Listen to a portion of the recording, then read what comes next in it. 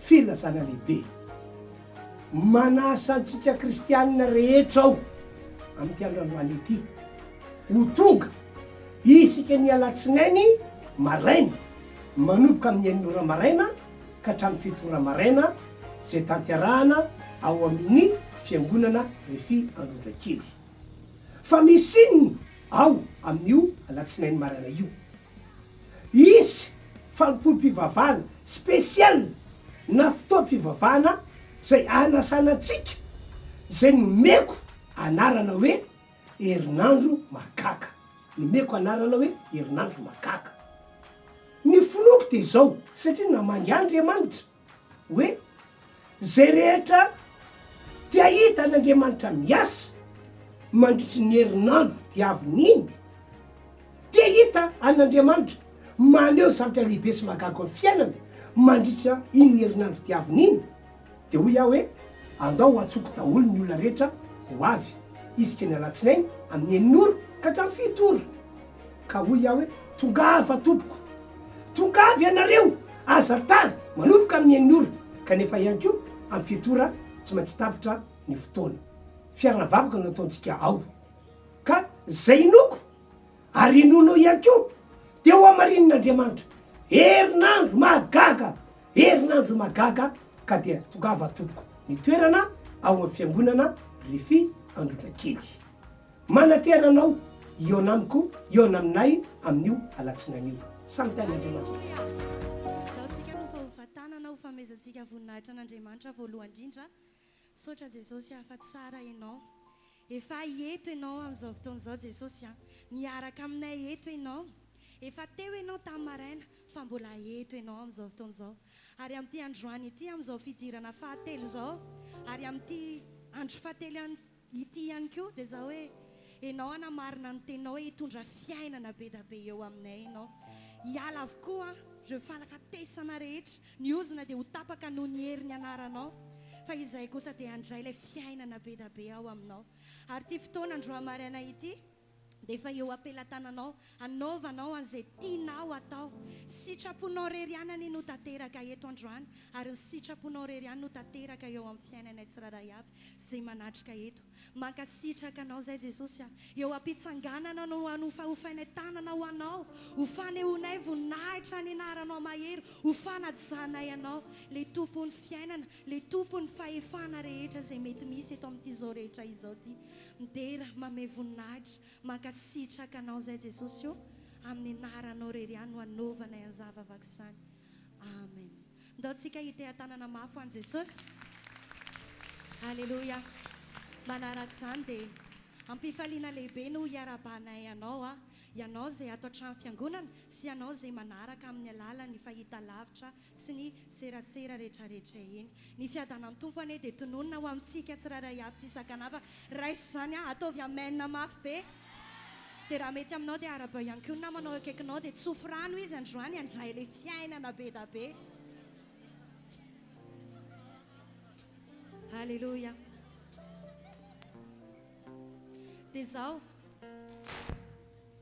alohan'ny hidirantsika amin'ny fiderana dia te-hampatsiahy kely antsika fotsiny aho hoe ninina zay katsainao ninina zay tadiavinao ninina zay ilainao dia ao amin'i Jesosy rery ihany misy an'izany mitady fanafahana ianao ao amin'i Jesosy misy an'izany satria izy ilay mame fahefana aisianao andresy ny herin'ny satana zay faresintsika izy androany sady zany ve mitady fiainana ianao ao amin'i Jesosy misy an'izany be da be teniny zany ary ho amarininy eo aminao dia zao ho tenentsika amin'i Jesosy androany hoe ampiatsika Jesosy avy aminy daholo ny zavatra rehetra dia afa-po izao sy anao manana an Jesosy ka tsy saraka amin'izany mihitsy ndao ary raha mety aminao dia ataovy ambony teha-tananao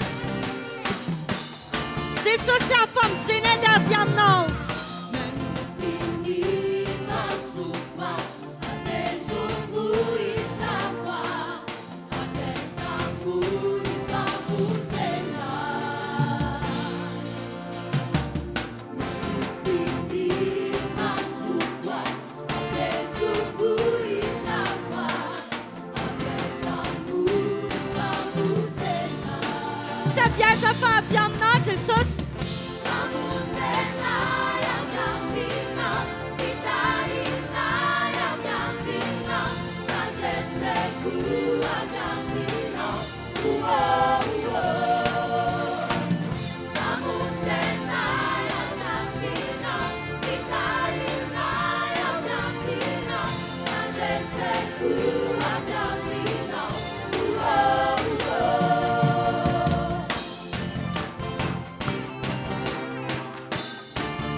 manopiny masoko antendrom-bohitrava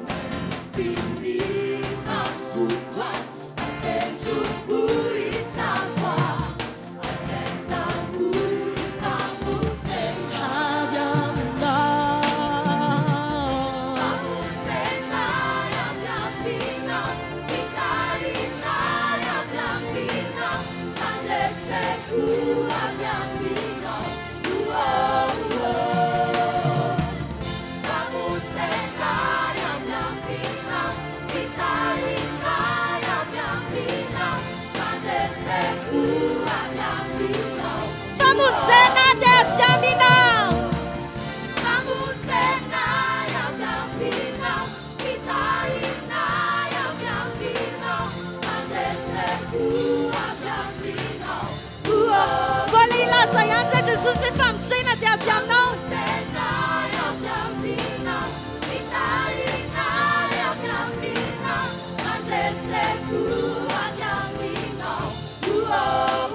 famitsena dia avy aminao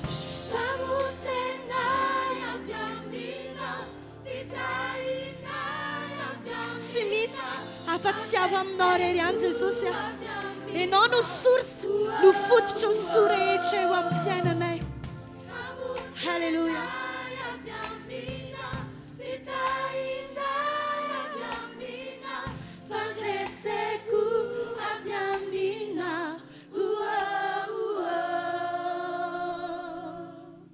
Za mihitsy Jesosy tsy misy ahitanay famonjena afa-tsy ao aminao rery any tsy misy ahitanay zava-tsoa afa-tsy ao aminao rery any dia arabaky teny mihitsy hoe raha mitady fanasitranana dia izay ilay ma-Jehova rahafahanao raha mitady fiadanana fitsaharana dia izay ma ilay sama anao raha mitady namana dia eo foana ianao dia androany a Jesosy tsy menatra mirehare hoe ampia ianao dia efa ampia satria ianao ny fototra ny zavatra rehetra zay mahasoa Halleluja dia ilaza hoe Jesosy hoe zay rehetra ilaiko dia ao aminao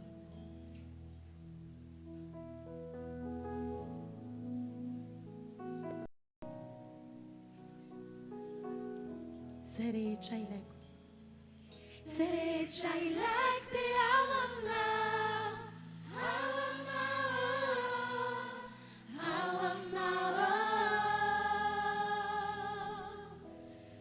nahitady any akafa ary zay dia tsy ahitan'izany Jesosy fa ao aminao rery any dia mbola hira ihany zay hoe zay rehetra ilainay dia ao aminao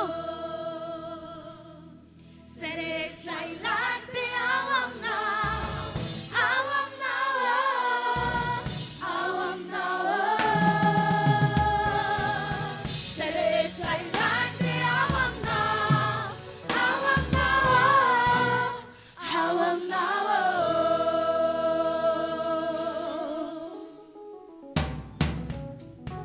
Samizy midoladola ho an'i Jesosy tsy atao an'olona fa ho an'Andriamanitra rery any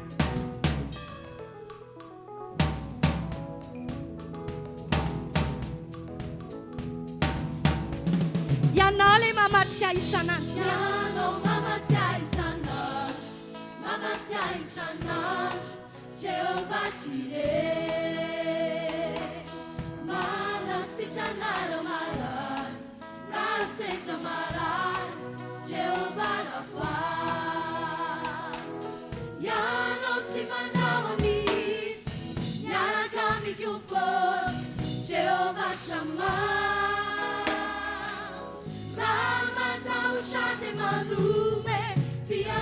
mbola venona ihany jesosy hoe ianao le mpamatsy ahy isan'andro ianao mamatsy ahy isan'andro mamatsy ahy isan'andro Jehova Jireh manasitrana mara ambaranay amin'ny finoana zany jesosy satria matoky anao zany ianao le tsy mandao anay mihitsy eo foana ianao mampandry anay amin'ny ay maitso amen dia raha ao anaty temotemo zay dia mitondra fiadanana ianao amen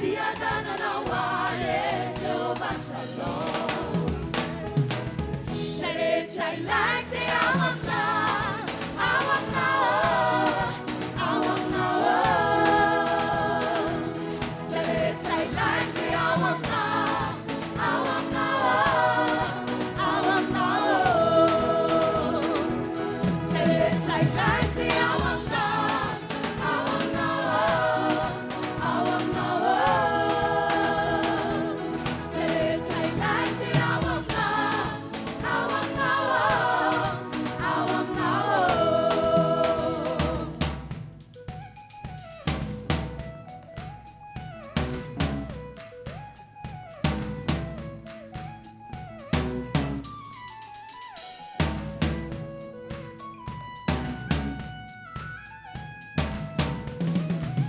ianao le mpamatsy ahy ianao mamatsy ahy isan'andro Jehova Jireh manasitrana marary zasendra marary Jehova Rafa ianao tsy mandao mihitsy miaraka mikrofony Jehova Shama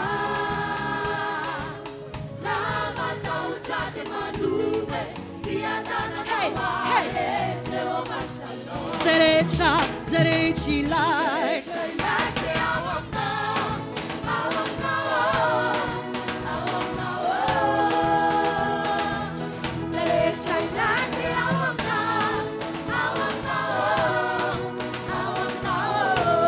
Wala mafisina yan Jesus yapjam na dawal surecha wangai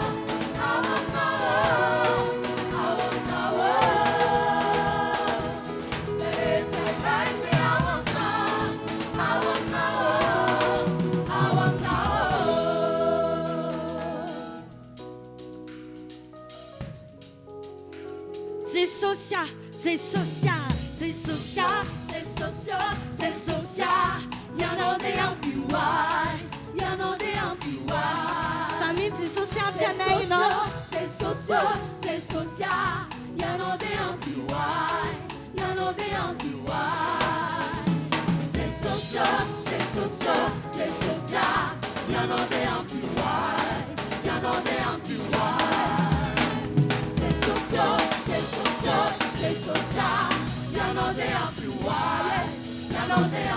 Vous n'avez non dit what is so sick.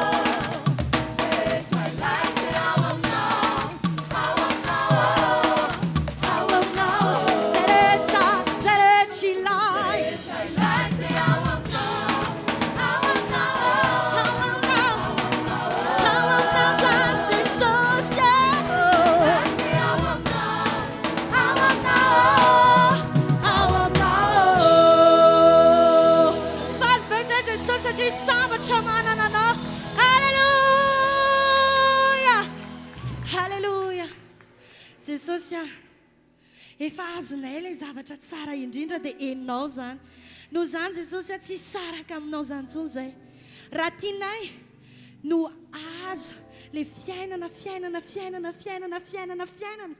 dia tsy saraka aminao zany mihitsy zay dia ambaranay ampabe masondrano tompo fa zay tsy ala aminao ninina hitranga ninina hidona satria jesosy a vital aminay ianao tsy saraka aminao sy mpamontsika lalako fa ianao no manam-pahefa Samin Jesus hefares anu yano. Sisa kami nawa jipamuti kulana.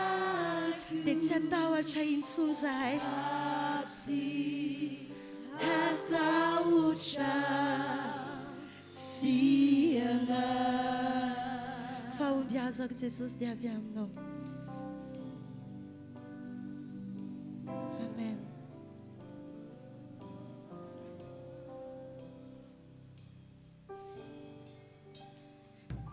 Nifahumjazaku sesoside avyamina.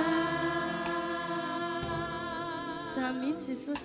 Nifahumjazaku savatiamk siamine fa avyamnorerian. Raizawire rinumade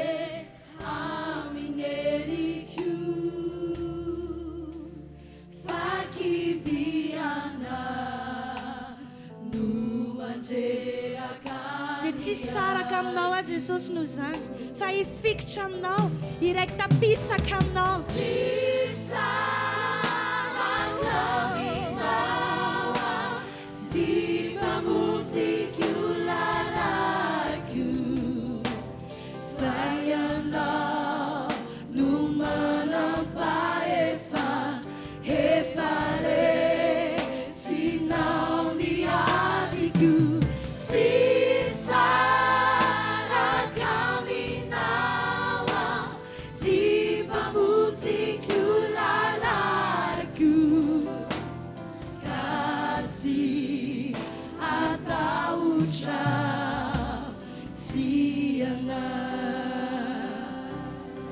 nos andrindra Jesosy ao anaty zavany zava-maneno zany no anamafisanay ny contranay aminao no ivavahanay ao anatrehanao Jesosy fa izay dia anao mandrakizay satria raha manalavitra anao zahay dia very raha manalavitra anao zahay dia tsy mba hanana anjara an'ilay fiainana be da be dia noho zany zay dia ity Jesosy manamafy ny fanoloranay amin'ny fiainanay manamafy ny firaisanay aminao manamafy ny fiarahanay aminao ka tsy saraka aminao zamitsy na ina trano na inona Jesosy midona eo amin'ny fiainanay zamitsy Jesosy avy aminao ane ny fitahinay avy aminao ane fahasoavanay avy aminao ane Jesosy le famonjena natonganay toy izao avy aminao zany rehetra izany Jesosy ka tsy misy antony tokony hialanay aminao dia noho zany Jesosy manamafy izahay amin'ny androany ity fa anao zahay rehefa ao anatinay ianao dia mitondra an'ilay fiainana mihoatra lavitra no endrasanay tsy saraka aminao aho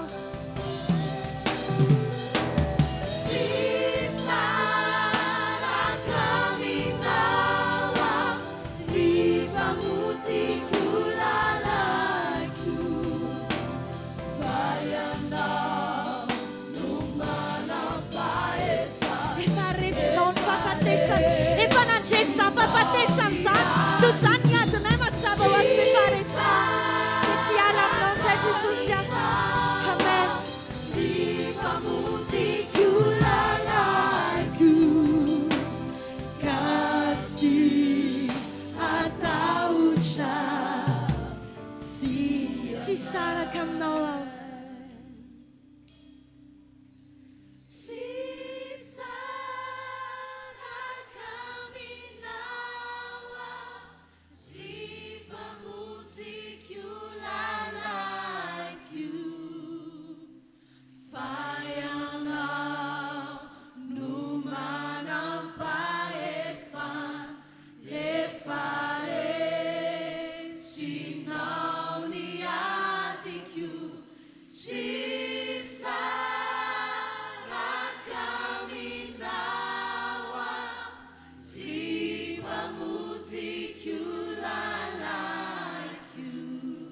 misaotra tompo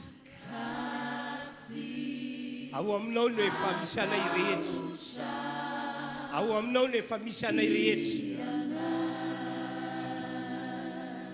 halleluia misaotra tompo misaotra misaotra amin'izao fotoana zao dia efa manarika ny seza fiandriana fahasoavan'Andriamanitra isika ka lazao aminy ny fahavononanao fa ianao dia anompan'Andriamanitra hatramin'ny farany tsy saraka aminy tsy hiala aminy fa anompan'Andriamanitra hatramin'ny farany eto fanatrehan'Andriamanitra ary efa eo anatrehany ianao ankehitriny halleluia halleluia halleluia misaotra amin'Andriamanitra misaotra misaotra misaotra mame voninahitra anao zahay fa tsara aminay ianao halleluia amen makatoerana isika tompoko misaotra n'Andriamanitra isika fa natratra ny andro androany zay andro lehibe andro fatelo arak'ilay nitondran'Andriamanitra antsika hoe nanomboka tamin'ny zoma mitohy omaly sabotsy ary mbola mitohy androany iasa ny tompontsika anafaka atsika amin'ireo zavatra ratsy nety niozina sy ny fanaratsy mpitondra fahafatesana ary mbola mitohy androany zany ary amin'ity andro androany ety ihany koa dia ho ambara amintsika amin'ny anaran'i Jesosy fa ny fahavelomany indray no hoe ho amintsika rehetra ka amin'izao roa volana farany melony amarana taona izao dia hanana fiainana vaovao ianao raha mihinana fa marina zany no tanteraka fiainanao andao hiteka mafy dia mafy isika halleluia Jesosy Jesosy tianay mombanay mandrakizay sady zany ve halleluia amen ka amin'izao fotoana zao a dia andray ny mpanompon'Andriamanitra isika zay hitondra ny afatra eto amin'ity androandroany ity dia ny pasteur Jean Claude ampitiavantanantsika no hiteka farazay mafy farazay mafy farazay mafy tsy tsahatra ny tekintsika mandra-patoka mpanompon'Andriamanitra eto alefa ihany ny teka alefa ihany ny teka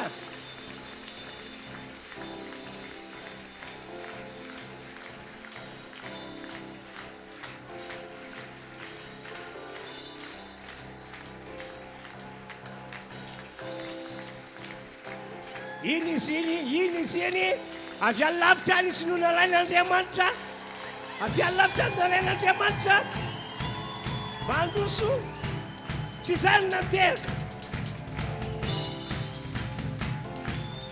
makatoeranareo zany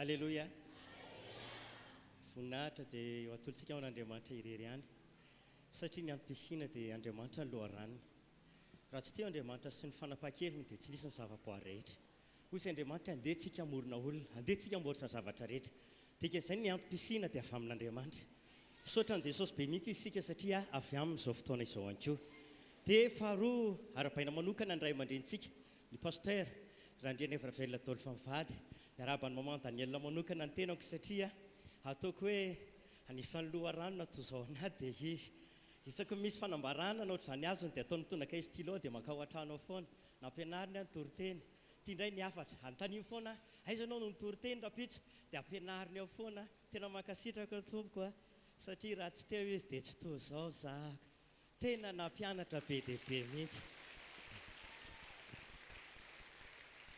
misy fotoana izy tena mibe dia anahy mihitsy misy fotoana izy manitsy anahy mitoriteny toriko dia tena mankasitraka tsy izany tokony ho izy ozy tena misaotra aho satria raha tsy nisy izy a dia tsy tena tonga tao amin'ny fampona angambana na dia nanana antso ary a nisy ray aman-dreny tao nisy vehivavin'Andriamanitra tao naposaka zany antsoko izany na tonga voka hoy ahako mankasitraka ray aman-dreny hoe lavelona ane ianao hoe lavelona mandrakary ianao amen ary na dia zaho any ampitan-dranomasina hoe nandeha tany a-Paris ohatr'izany vao namangy anazy ny tompo hoe nokatrasan'Andriamanitra rehefa hitany a-Paris tsika dia izy no niteny taniko voalohany dia ozy ahako hoe Andriamanitra na ny ray aman-dreny niteraka anary tsy atakaloka ny ray aman-dreny io tena mankasitraka tompo tena misaotra be dehibe ianao natafita tamin'ny fampony natafita tonga tany ampitan-dranomasina teo ianao tena misoratra ny an-danitra ny valoptia dia mankasitraka be dehibe ho tain'Andriamanitra manokana faharoa arabaiko daholo tsika rehetrarehetra mpanompon'Andriamanitra tonga eto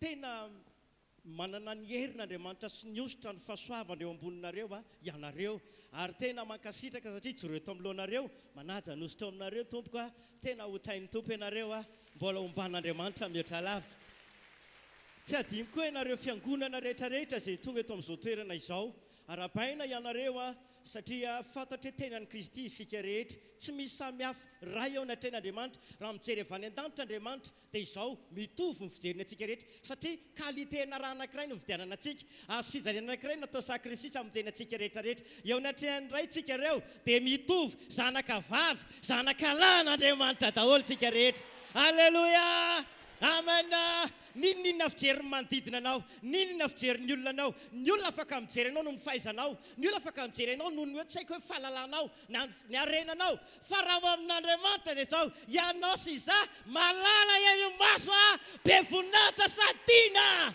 alleluia amen fiasany arabaiko manokana tena ataoko spesiala ianareo manatrika ao amin'ny manaraka ity fitombavaka ity ao amin'ny fahitalavitra ao mirary ianareo ahako ho tahian'Andriamanitra betsaka aminareo matetika no miteny aminay tena nisy fahasoavana ny raisina ary mbola mampirisika ahako tomy ny fianakaviana tomy namana rehetra raiso raha tena finono no anarahanareo ny fitombavaka rehetra mihetsika taridalana ataon'ny tompo ao anatin'ny fitombavaka na dia any an-trano ary ianao no manaraka izao fitombavaka izao dia hoy amin'ny anaran'i Jesosy tsy ho diso fahasoavana ny ianareo tsy ho diso fahasoavana ianareo tena hiasany ny herin'Andriamanitra ary ho tahian'Andriamanitra manokana izany ampanetretena no ijoroka eto isolo vavan'i Jesosy androany iraka ihany izahay iraka solon'i Kristy mpiara-miasa amin'Andriamanitra fa Jesosy Kristy loharano zavatra rehetra ary ny fanamasina mamparika ny fahasoavana noho izany atsaiko manokana ny Jesosy Kristy tompo atsaiko ny fanamasina izay mampijoro ahy eto ihany koa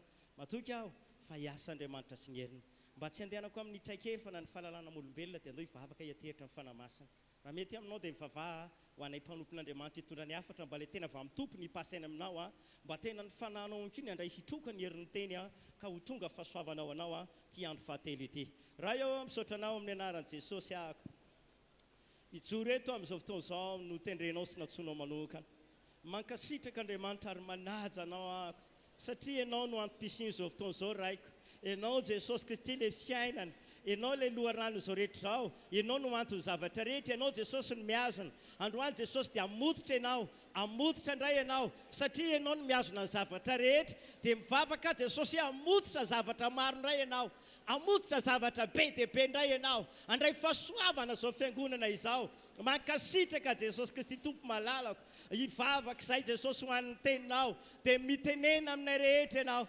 mitenena aminay rehetra ianao manangana fiainan'olona maro mitona fahavelomana fiainan'olona maro ianao androany amin'ny anaran'i Jesosy Kristy tompo apetraka am-pelantanan'Andriamanitra ity andro fahatelo ho amin'ny seminaire ity mbola ho tahina mihoatra tamin'ny andro voalohany sy ny faharoa ny andro fahatelo satria amin'ny andro fahatelo dia manangana Andriamanitra amin'ny andro fahatelo dia misy fahavelomana amin'ny andro fahatelo dia misy varavara-pasana be dia be no misokatra amin'ny andro fahatelo dia misy ny tandindin'Andriamanitra telo zay iray androany dia sa Andriamanitra no milaza fanio izay taolana maina rehetra hanomboka niry ozatra izany hanomboka niry nofo izany hanomboka niry oditra izany ary mifofinaina androany dia hitondra fahavelomana ho an'ny tsiraray avy amin'ny anaran'i Jesosy Kristy misaotra raiko halleluia amen halleluia andaontsika hamaky tenin'Andriamanitra anankiray aloha amin'izao fotoana izao anomboantsika hoe fananiny ty fotoana ty nisy izay mifanontaniana voalohany mipetraka fananiny ty fotoana ty nisy avy amin'ny sitrapon'ny olona ve avy amin'ny fiatanam-po ve sa hoe mba teo asiana ilay fotoana satria lavalava ny kainty valiny dia tsy avy amin'ny sitrapon'ny olona tsy hoe satria lavalava ny kainty dia midao azotiny izao fotoana izao fa za resy lahatra foana raha vao amin'ny fanjakan'Andriamanitra dia efa volonté avy any an-danitra avy amin'ny sitrapon'Andriamanitra izany. Amaky tenin'Andriamanitra anankiray tsika amin'ny Amosa 7:7 anombohako ny afatra androany. Mba tena ho resy lahatra ianao, tena ino ianao, tena andranaiky ianao androany hoe tena avy amin'ny tompo ty fotoana ty, fa tsy avy amin'Andriamanitra. Na dia hoe izay 5 rahalahy reo ary natsona tendreny mba andeha hisolo vavan'i Jesosy hanatanteraka ity seminaire ity, dia tsy safidinay izany. Raha za manokana tsy safidiko ry joro eto, satria manana ny tompony ty altara ity, fa fantatra dia safidin'Andriamanitra. Noho izany satria fidin'Andriamanitra izahay, dia zao ny teneniko anao androany, hampisy fiainana ho anao zao fotoana zao, hampisy fiainana ho anao zao fotoana zao ah. Alleluia. Ndao atsika hijery tenin'Andriamanitra voalohany ingako avy amin'ny sitrapon'Andriamanitra ty fotoana ity. Hoy soratra masina Amosa 7:7 amin'ny anaran'i Jesosy Tompo, tsy manao na inona tokoa Jehovah Tompo. Maninona hony? Tsy manao na inona tokoa Jehovah Tompo raha tsy milaza ny heviny izy amin'ny mpaminany mpanompony. Teneniko aminao tonga eto amin'ity toerana ity teneniko aminao izay any an-trano any koa, hoy aminao androany, raha tsy nisy Mosesy tao Ezipta, raha tsy nisy Mosesy nipetraka tao, raha tsy nisy Mosesy teraka tao, raha tsy nisy Mosesy efa nampianarina fomba Eziptianina tao, dia miteny aminao fona amin'ity fiteniko ity, lo tao Ezipta ny zanak'Israely. Raha tsy nisy Mosesy tao dia lo tao Ezipta ny zanak'Israely. Fa resy lahatra ako, nisy Mosesy tao. Tenenao amin'ny tenanao, nisy Mosesy tonga tao Ezipta tao, ary iny loharano ny famonjena. Hitanareo, na dia tao am-pon'Andriamanitra ary nanafaka n'Israely tao Ezipta, na dia hitan'Andriamanitra ary ny fahorian'ny olona, na dia hitan'Andriamanitra ary ny fijaliana, na dia hitan'Andriamanitra reny isan'andro ny fitarainana, mahita lahelo ao am-pon'ny olona be dia be 3 tapitrisa Andriamanitra tao Ezipta. Fa ny zavatra nagaga dia izao, hitan'Andriamanitra ny alahelony, reny ny fitarainana, ry havanao tao am-pon'Andriamanitra kely fikasana hoe ho afahako ny olona, ho vonjeko ny olona, fa mialohany anafan'Andriamanitra ny olona, mialohany amin'Andriamanitra ny olona. Mosesy ny teneniny voalohany, tsy manao na inona mihitsy Andriamanitra aloha raha tsy makao amin'ny Mosesy izy. Ty teny aminao androany, averiko ihany, tsy manao na inona izany Andriamanitra raha tsy milaza ny heviny any amin'ny Mosesy izy aloha. Zao ny teneniny tamin'ny Mosesy, Exodosy 7. Mosesy hitako ny fahorian'ny olona, reo olona reo zao mbola tao anaty fijaliana daholo tamin'izany, reko ny fitaraina, mahita ny alahelony aho, fa lasa Andriamanitra nakao Mosesy nandondona. Mosesy reko ny fitarainan'ny olona, hitako ny alahelony, mahita fahoriana olona be dia be amin'ny tapitrisany Ezipta, fa avy ety ianao iraha. Teo any nanomboka resy lahatra, tsy manao na inona tokoa Andriamanitra ry havana raha tsy milaza ny heviny izy aloha amin'ilay mpaminany mpanompony. Dika izay ity fotoana ity tsy natao tao fahatany ity, tsy avy amin'ny sitrapon'ny olona ity, fa matoa ny mpanompon'Andriamanitra, matoa ny ray aman-drentsika ny antso hoe 3 andro andresena ny herin'ny fahafatesana, anapotena ny ozy ny fahafatesana, mba hahatonga fiainan'ny vahoaka an'Andriamanitra ao anatin'ny 2 volana sy ny toy any tantarany, mba hisy fahavelomana. Dia hoy aminao androany, avy amin'Andriamanitra zao fotoana zao avy amin'Andriamanitra ho azo fotoana zao. Alleluia. Avy amin'Andriamanitra io dia ny vanginy ho mpanompony. Raha natsikaritra ianao, raha nanaraka tsara ny fizotra ny teniny etindray mandrentsika teto ianao, raha ny fotoana maha-olombelona sy ny programa maha-olombelona, dia misy zavatra maro efa nyprogramena izy ireny, satria mba lavalava kely no hikaina. Fa rehefa namangy Andriamanitra hoe asio io fotoana io, dia resy lahatra izay izy ka tsy nisalasala, andao hanao 3 andro, manomboka voalohany volana Novambra, faharoa volana Novambra, hatramin'ny 7 volana Novambra, andao ataovana hetsika seminaire lehibe, satria izay ny famangina avy any amin'Andriamanitra. Za resy lahatra, vao namangy Andriamanitra, vao niantso ny mpanompony Andriamanitra, dia za androany sahako no milaza aminao, anao zavatra izy, anao zavatra Andriamanitra, iaho amin'izay manao menina mafy, ho raisinao zany androany, ho tonga aminao zany androany. Amin'ny anaran'i Jesosy ny tenenako, mila miala Ezipta amin'izay ianao, ilazana ny alahelonao, ilazana ny fijalianao, ilazana ny fahorianao. Amin'ny anaran'i Jesosy, ho tonga amin'ny fahavelomana, ho tonga amin'ny fahavelomana Misy fananganana tsy takatra ny saina, ary ho tanteraka amin'izay manao mainina mafy zany.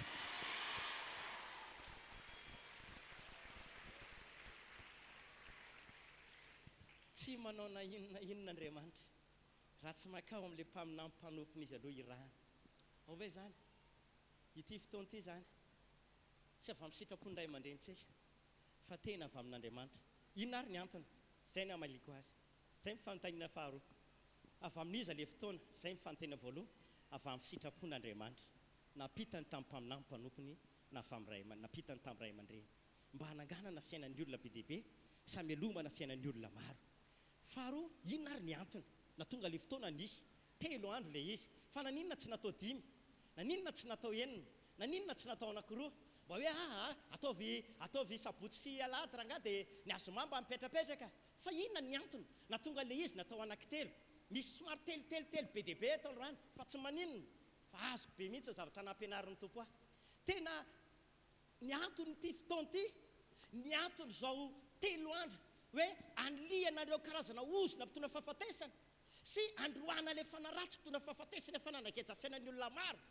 Dia inona ny antony ity fotoana ity? Ny antony dia izao, satria tia nafaka ny olona, tia andefa ny vahoakany hiala ao anatin'ilay teo fanampitona fahafatesana sy ilay mpitona fahafatesana Andriamanitra mba hiainan'ny olona ireo indray amina hery misy fahavelomana.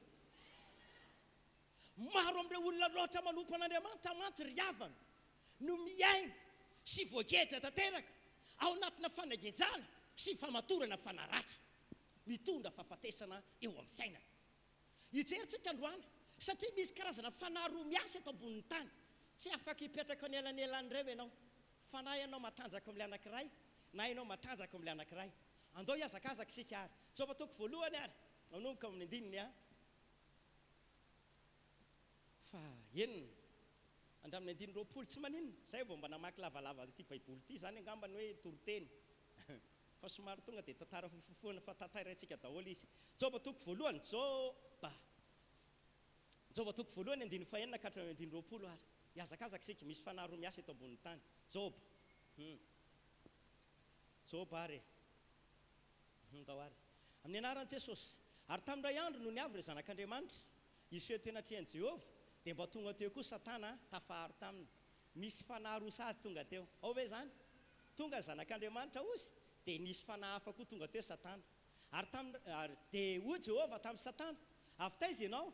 Dia namaly an'i Jehovah Satana ka nanao hoe avy ny zaza teny amin'ny tany aho ka nivezivezy teny. Dia hoy Jehovah tamin'ny Satana, efa nandinika Jehovah mpanompoka va ianao? Fa tsy misy tahaka azy eny ambonin'ny tany, fa olona marina sy mahitsy izy sady matahotra an'Andriamanitra ka mifady ny ratsy. Ary Satana dia namaly an'i Jehovah ka nanao hoe moa tsy fanatenan-javatra va ny atahoran'ny Joba an'Andriamanitra? Tsy ianao va no manisy fefy manodidina zay ny tranony ary manodidina zay ananany rehetra? No tahinao ny asan'ny tanany ka manenika ny tany ny omby amanondriny. Fa injiro inge ny tananao ka tendreo izy zay ananany rehetra, raha tsy andahanao io masonao izy aza izy dia hoy Jehovah tamin'ny Satana, indreo an-tananao zay ananany rehetra, fa ny tenany ihany no aza anjiranao ny tananao. Dia nivoaka Satana ny ala teo anatrehan'i Jehovah. Ary tamin'ny iray andro dia nihinana sy nisotro divay tao an-trano ny zokin'ny lamatoa, ny zanakalahy sy ny zanakavavy. Ary nisy iraka tonga tany amin'ny Jehovah ka nanao hoe ny omby ny asa ary ny biriky vavy nandrasana teo anilany dia namely tampoka ny sabeanina ka nambabo azy, ary ny ankizilahy nasiany tamin'ny sabo lela-tsabatra, ary izaho dia izaho rery ihany no afanandositra ilaza aminao. Ary raha mbola niteny izy dia nisy anankiray koa tonga ka nanao hoe nisy afin'Andriamanitra latsaka avy tany an-danitra ary nandoro ny ondry amanosy sy ny ankizilahy ka nandevina azy, ary izaho dia izaho rery ihany no afanandositra ilaza aminao. Ary raha mbola niteny izy dia nisy anankiray koa tonga ka nanao hoe ny kaldeana nanao telotoko dia niroitany ny rameva ka nobabony, ary ny ankizilahy dia nasiany tany lela-tsabatra, ary izaho dia izaho rery ihany no afanandositra ilaza aminao. Raha mbola niteny izy dia nisy anankiray koa tonga ka nanao hoe ny zanakao lahy sy ny zanakao vavy nihinana sy nisotro divay tao an-trano ny zokin'ny lamatoa, ary indro nisy rivotra mahery avy tany anefitra ka namely ny zoro-trano efatra, dia nianjera tamin'ny zatovo ny trano ka dia maty izy rehetra. Enjan'izany. Ary izaho dia izaho rery ihany no afanandositra ilaza aminao. Dia nitsanga ny Joba ka nandritra ny lambany ary nanaratra ny lohany dia nikapoka tamin'ny tany ka niankohaka. Hitatsika teo ambaran'ny baiboly fa nisy lehilahy anankiray atao hoe Joba. Ity lehilahy atao hoe Joba ity dia tena ndokafan'Andriamanitra ny toetrany, olona marina, olona mahitsy, olona matahotra an'andriamanitra ary mifady ny ratsy rehetra nanana qualité na fitondratena na toetra anak'efa-job marina mahitsy matahotra an'andriamanitra ary maninona mifady ny ratsy rehetra ny rariana dia izao amin'izao hoan'ny fara zao dia aingane botaka izany ny fahitan'andriamanitra ny fiangonana botaka izany ny fahitan'andriamanitra ny fiangonana mba ho fiangonana tsy manatsiny mba ho fiangonana tsy misy tsiny mba ho fiangonana irerehan'andriamanitra mandrakizay halleloia amen dia rehefa nanomboka nijerijery ny tontolo rehetra andriamanitra dia voalaza ny soratra masina tamin'izany fotoana izany fa nomboka hita n'andriamanitra satana nahita ny satana nandehandeha andriamanitra toy izy andriamanitra ohatra satana fa vaizy izy izany e jereo fa midika teny diem mba nandehandeha ny tazatazanao izy amidika teny diem fa fokely ny fotoanantsika dia tsy samamaky antsony aho fa jerevo tsara ny aho nandehandeha tazatazana izany hoe satana zany dia hitan'andriamanitra nandehandeha ny tazatazana teny nanomboka hitako ry havana fa ity dia voly ity fanaratsy ity zany dia mazava ny ambarasoratra masina mandehandeha izy maninona hoana izy mandehandeha taky ny liona mitady zay arapana nandehandeha zaza teny tontolo eny nitady remby izy mitady zay ho asiny izy mitady zay ho tafiana izy androany ty laza amintsika ry hava-malalo amin'ny tompo misy fananako roa miasa eto ambony tany voalohany le fanan'andriamanitra na amin'ny fanatsara faharoa dia le fanaratsy na ny devolona satana zay ahafantaranao azy ireo fananako roa reo dia samy hitona fiatraikana amin'ny fiainan'ny olona ireo rehefa tafiditra amin'ny fiainana jaona toko fahafolo dimy fahafolo zao fanamasisan'ny Jesosy Kristy azy jaona toko fahafolo dimy fahafolo ny mpangalatra ho Jesosy tsy avy raha tsy angalatra sy amono ary andringa fa za kosa ho avy mba hananan'ny olona fiainana sady hananan'ny olona fiainana be dia be mbola anankiroa ihany ko eo ny zavatra hita fanamiasa mpangalatra no hoariny Jesosy hoe satana io Jesosy kosa ny teniny tenany za koa ho avy mba hananan'ny olona fiainana sady hananan'ny olona fiainana be dia be ry havana zay tonga eto amin'ity toerana ity satana rehefa tonga dia zao mihitsy ny tenen'i Jesosy rehefa tonga satana mangalatra izy mamono izy mandringana izy efa hitantsika ato anatin'ny telo andro fa natonga ny fahafatesana nitranga amin'ny fiainana zanak'olombelona natonga ny fahafatesana nitranga eo amin'ny fiainan'ny olona eo amin'ny tenan'ny olona eo amin'ny asany eo amin'ny fiainam-pitiavana eo amin'ny nofony na eo amin'ny zavatra ataony na eo amin'ny tontolo ara-panahy be dia be ny olona maty ara-panahy no fahotany be dia be ny olona veketsana fahafatesana ny fiainana manofo ratsy isan-kalina manofo olona efa maty raha nisan'izany ianao mijery eny atokantrano raha nisan'izany ianao tonga ato an-tranon'andriamanitra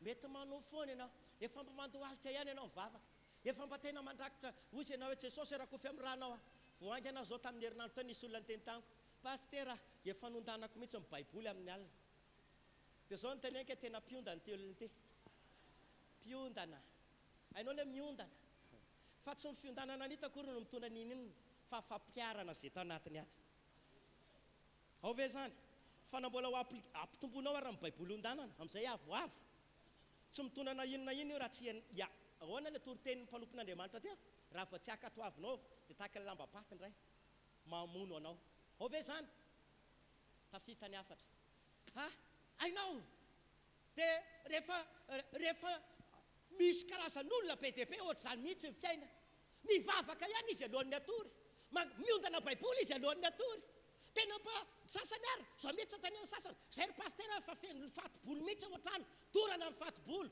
fa ngaho anaty baiboly misy zao famantarana zao ny anaraka zay mino andory fatiboly amin'ny anana izy dia mandositra amin'ny matoto raha izany ho sola daholo ny malagasy hitady produit mampisambola mba ninona mba fa za zao ny produit hitako mampaniry losola mampaniry vola io zany mese fideli maniry raha voatratra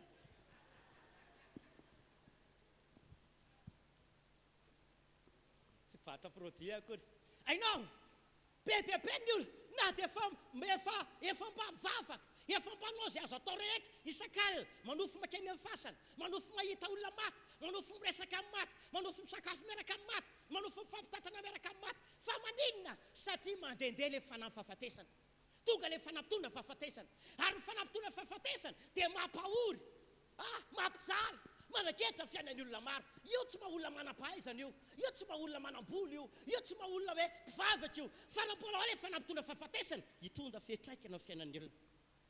Ny temantsika ato anatin'ny telo andro dia fandravana reherina ozona mpitondra fahafatesana sy fanaratsy mpitondra fahafatesana. Tsy voaka ao androany fa mbola hipetraka ao ihany. Famototra teny androany amin'ny anaran'i Jesosy aorianan'ny afatra etiketo izy fofinaina irotsaka eto. Le fofinain'Andriamanitra mahavela. Ary ao anatin'ity telo andro ity dia amin'ny anarany izao sy nitenenako. Amin'ny andro fahatelo misy fitsanganana amin'izay. Misy fahavelomana amin'izay. Andriamanitra Abrahama sy Isaka ary mbola telo ihany koa izany. Tsy maintsy misy fananganana eto androany. Ny ray zanaka sy ny fanamasina telo ihany koa izany. Amin'ny anaran'i Jesosy satria tsy tonga ho azy ty andro fahatelo ity fa spesiala ny tenenako aminao androany. Ho velona izay maty rehetra! Ho velona izay maty rehetra hoa! Halleluja! Ny herina fahafatesana avy amina fanahy izy io. Avy amina inona hono? Avy amina fanahy no antony tonga ny fahafatesana. Fanahy. Satria Jesosy hoe le mpangalatra. Io tsy avy raha tsy angalatra io. Tonga io mangalatra dia mamono izy. Matoa vonoina ho foaty izay. Ao ve? Ilay mpangalatra ilay dia volona ao ambadika ny fahafatesana. Dia volona mpitondra fahafatesana. Ary izay no natonga azy hoe rehefa tonga nanontanian'Andriamanitra, avy taiza nandehandeha zaza dia ozy nataon'Andriamanitra hoe ianao ka nahita Joba. Engany mba Joba amin'izao taonjato misy antsika izao ianao. Ho hitan'Andriamanitra hoe olona tena akasitrahana, olona mendrika ao anazy. Nahitany Joba nga ianao ry Satana. Dia ozy Satana hitako izy mipetraka mivavaka ao andondra kely izy zao.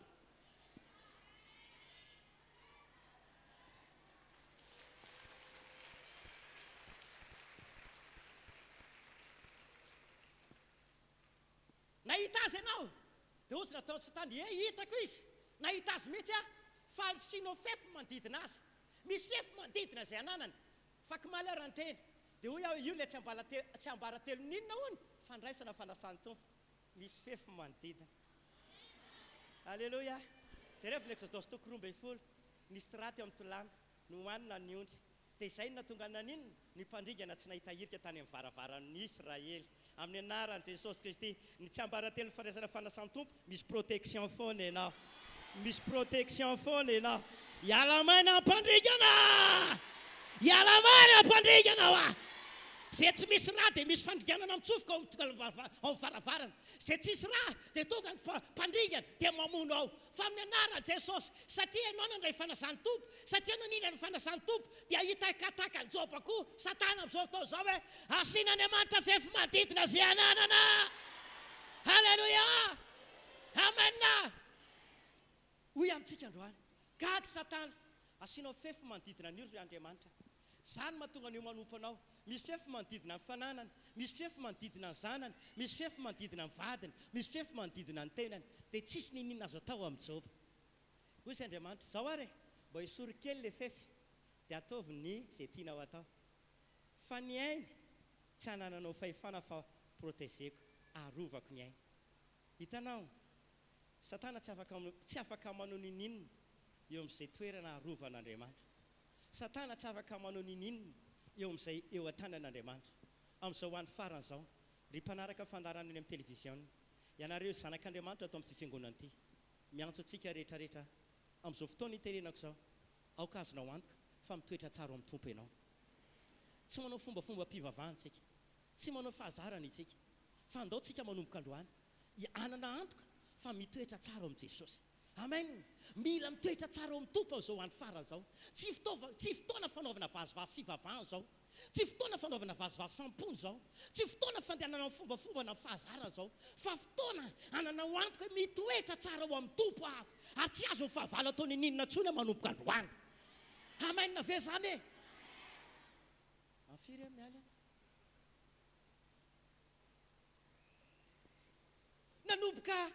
Nanomboka nanontany amin'izay Satana.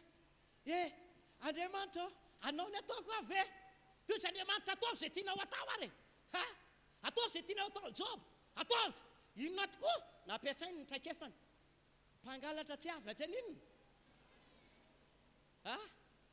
Nampiasainy Satana amin'izay ny anazy. nandeha nanao fetiny zanak job raha manana baiboly diam ianao dia vakio tsara ane fahono miteny pe bebe koa le izy nanomboka lasa dia iny rehefa nandrasana tany ny biby fiompony job tonga dia nofinondry zalahy nofinondry satana maty daholo ny biby fiompony dia nagaga dia ity ny mpiasa indray ny mpanompo no velona nody fa fanana job maty daholo nandeha indray koa ny zanak job zanaka lasa zanaka vavy nanao fety anniversaire inona indray koa tonga tonga koa satana nofinondry daholo ny zanak job maty daholo ny zanak job tsy tantarany loza be dia be tao nelanelany tao nisy fahafatesany satria satana ao ambadiky ny famonoana satana anao ambadiky ny famonoana firifiry avanao maty ny olona amin'izao fotoa izao maty ny fiainany maty ny ara-panahany maty ny tenany misy aretina mitaiza maty ny fiainam-pitiavana mahatsapa misy fahoriana satria tonga atao satana ry havana tonga atao satana tafiditra atao satana dia mahatsara mijaly ny olona rehetrarehetra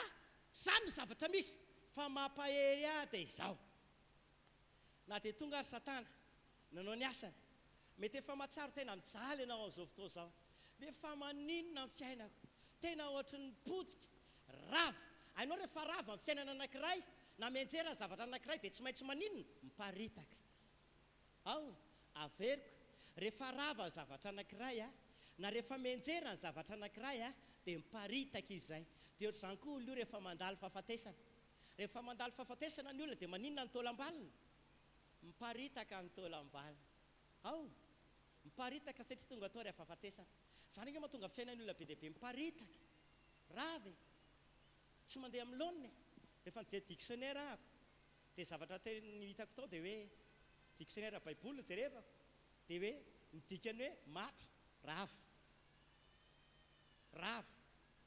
tsy misy atenaina intsony zay ny dikany rava dia teo nahitako amin'izay zany hoe rehefa nomboka ny tonga amin'ny fahafatesana dia misy zavatra maro miparitaka misy zavatra maro miparitaka jerevantsika Ezekiel 37 Ezekiel 7:30 andininy voalohany ka hatramin'ny fahaenina mety efa taka ny tola-maina mihitsy ianao angamba mety efa zany tena miparitaka ary pastera fandroany ahako mbola mampahery izatra goavana amin'ity andro fahatelo ity jerevinareo ane andro fahatelo androany dia toroteny fahatelo ny anahy dia korazy be rehefa nanomboka meny tompo zavatra anankitelo dia misasotra Jesosy fa raha fiainan'ny olona tsy hitsangana eto raha fiainan'ny olona tsy velona eto dia ozy androany mampanontany tena anahy fa ny azoko antoka assureko 100% dia izao amin'ity toroteny fahatelo ity amin'ity andro fahatelo ity izy fitsangana nao hitsangana ny asa famponao vao mainky ho lasa lavitra io vao mainky andeha lavitra io no teo aloha hitsangana ny fiainam-pitiavanao hitsangana ny fiainanarabolanao hitsangana ny fiainatokantranonao amin'ny anaran'i Jesosy raha ohatra ka narary taizana retina mataona ny maro anao amin'ny anaran'i Jesosy anio hitsangatsangana amin'izay ho salama tsara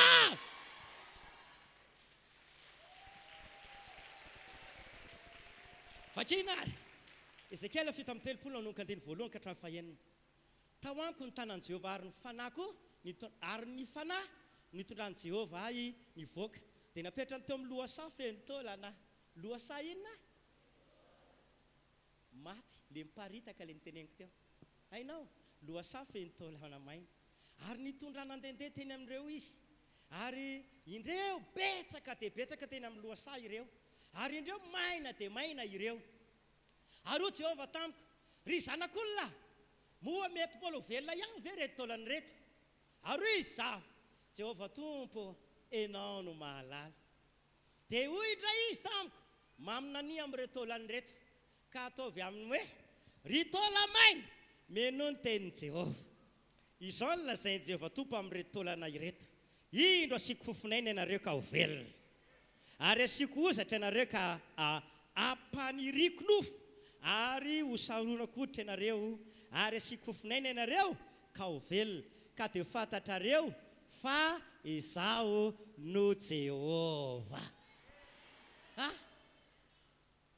nanomboka nitondra nyity lehilahy n'Andriamanitra ty tany amin'ny lohasaha anankiray feno taola maina Andriamanitra satria rehefa tonga Satana dia mamono izy nanomboka rava ny fiainan'i Job potika ny fiainan'i Job maty ny zanany maty ny fananany rava daholo arak'ilay abakoaka toko fahatelo manomboka 5:7 any 7:8 any tsy namotsina ny aviavy finoana ny tao ambala nandiso fanantenana daholo ny tany atsaha tsisy azo atao ninidina ny olive tena ohatra zany mihitsy ny fiainany Job fa mety misy karazan'olona ohatra zany mihitsy eto mety taky ny tolamaina ny fiainanao amin'izao fotoana ohatra ny tolamaina ny fahasalamanao ohatra ny tolamaina ny fiainatokantranonao ohatra ny tolamaina ny asa fanomponao ozy Andriamanitra androany rehefa nitondra lehilahin'Andriamanitra izy andobaka eny amin'ny aloha safy ny tolamaina dia sao ny fanontaniana apetrany ry zanak'olona mbola mivelona ve ireo tolanamaina ireo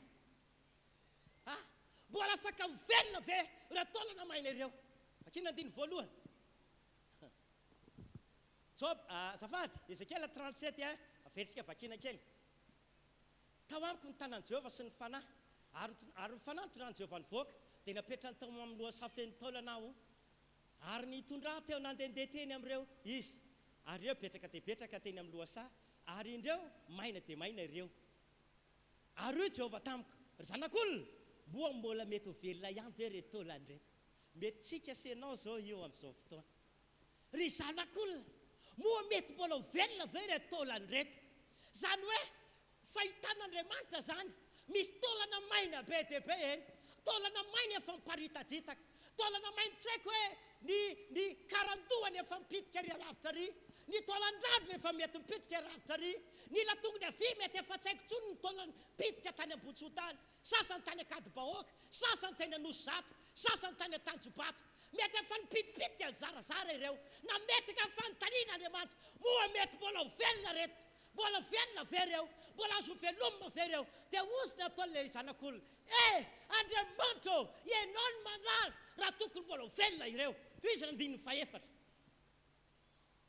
dia hoy indray izy tamiko mamina ny amin'ireo tolandreo dia tovy amin'ny ry tolamaina miaino ny tenin'i Jehova izao no lazain'i Jehova tompo amin'ireo tolana ireto asiako fofinaina ianareo ka ho velona raha za nareo ny tehaka faran'izay mafy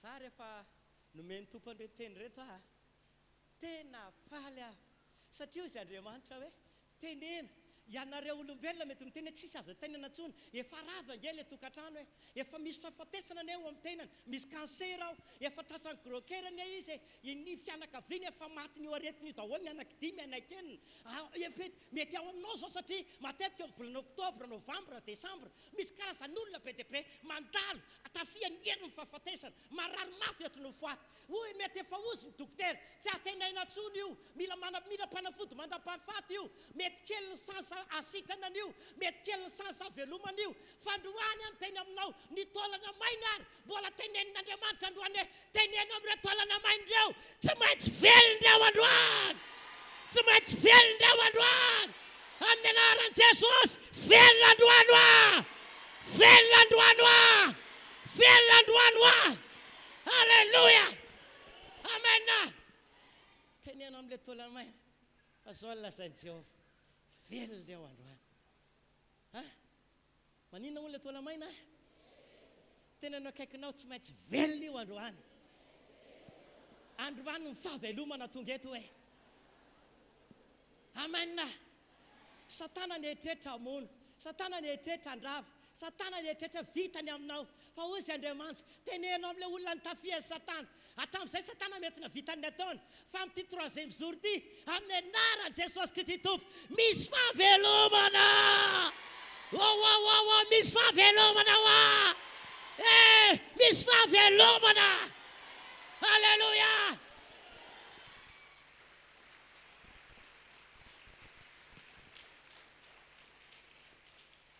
tenenao amin'ilay tolana maina ozy Ezekiel toko fahatelo andiny fafito zao fahavalo indray ahoana amin'izay rehefa nanomboka ny tenenina ilay izy hoe ho velona dia zao ny tenen'Andriamanitra andiny fafito zao fahavalo Ezekiel toko azafady fito amby telopolo ihany Ezekiel fito amby telopolo andiny fafito sy ny fahavalo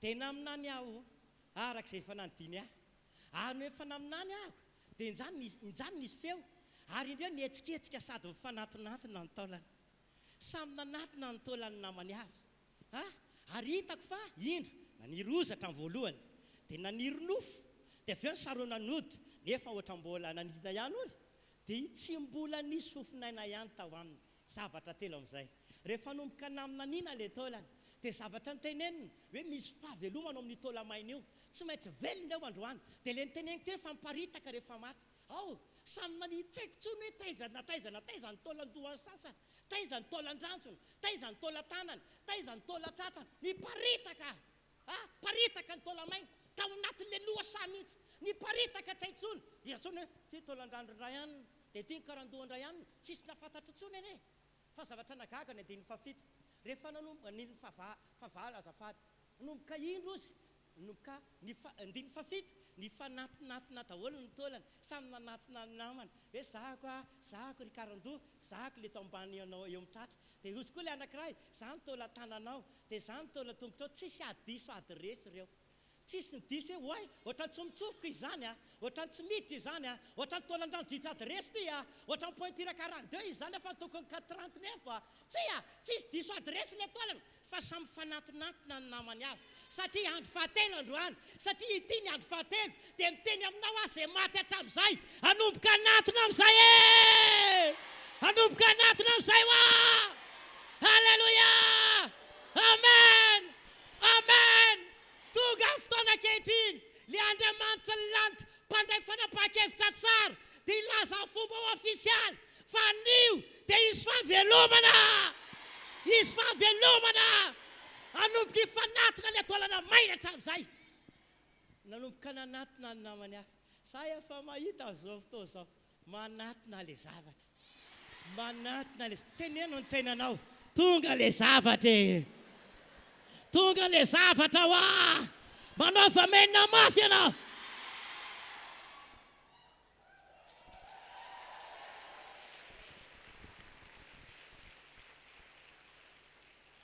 nomboka mifanatina tsy zavatra anankitelo amin'izay tsika rehefa nomboka mifanatina ny taolamaina nga aninona voatra ny skeletiny ireny mitambatambatra ihany zareo fa nomboka hatrany amin'ny faladikatra ty efa mifanatina tsara fa jereva napozina ny inona ainao misy ilana azy ve raha ohatra zany mba mifanatina ihany daholo le taolamaina rehetrarehetra fa na ianao raha mety hitsoaka hoe inona ary ty mampitahotra ty za tsy marina zany ataovy maizimaizonao ny andro atonga inona moa manao tongotra inona moa manao tongotra katy Andriamanitra misy karazana fiainan'olona efa mba tonga tao amin'ny famonjena ihany efa nandrainy Jesosy ihany efa mba mifanatina le taolamaina fa mampalahelo dia izao mbola fiainana mampitahotra hozy paster mbola fiainana tsisy ilana azy mbola fiainana tsy mihetsika mihitsy satria eskelety nga mihetsika fanatina ny taolana maina fa mifanatina ao dia nitambatambatra krak tsoro amin'izay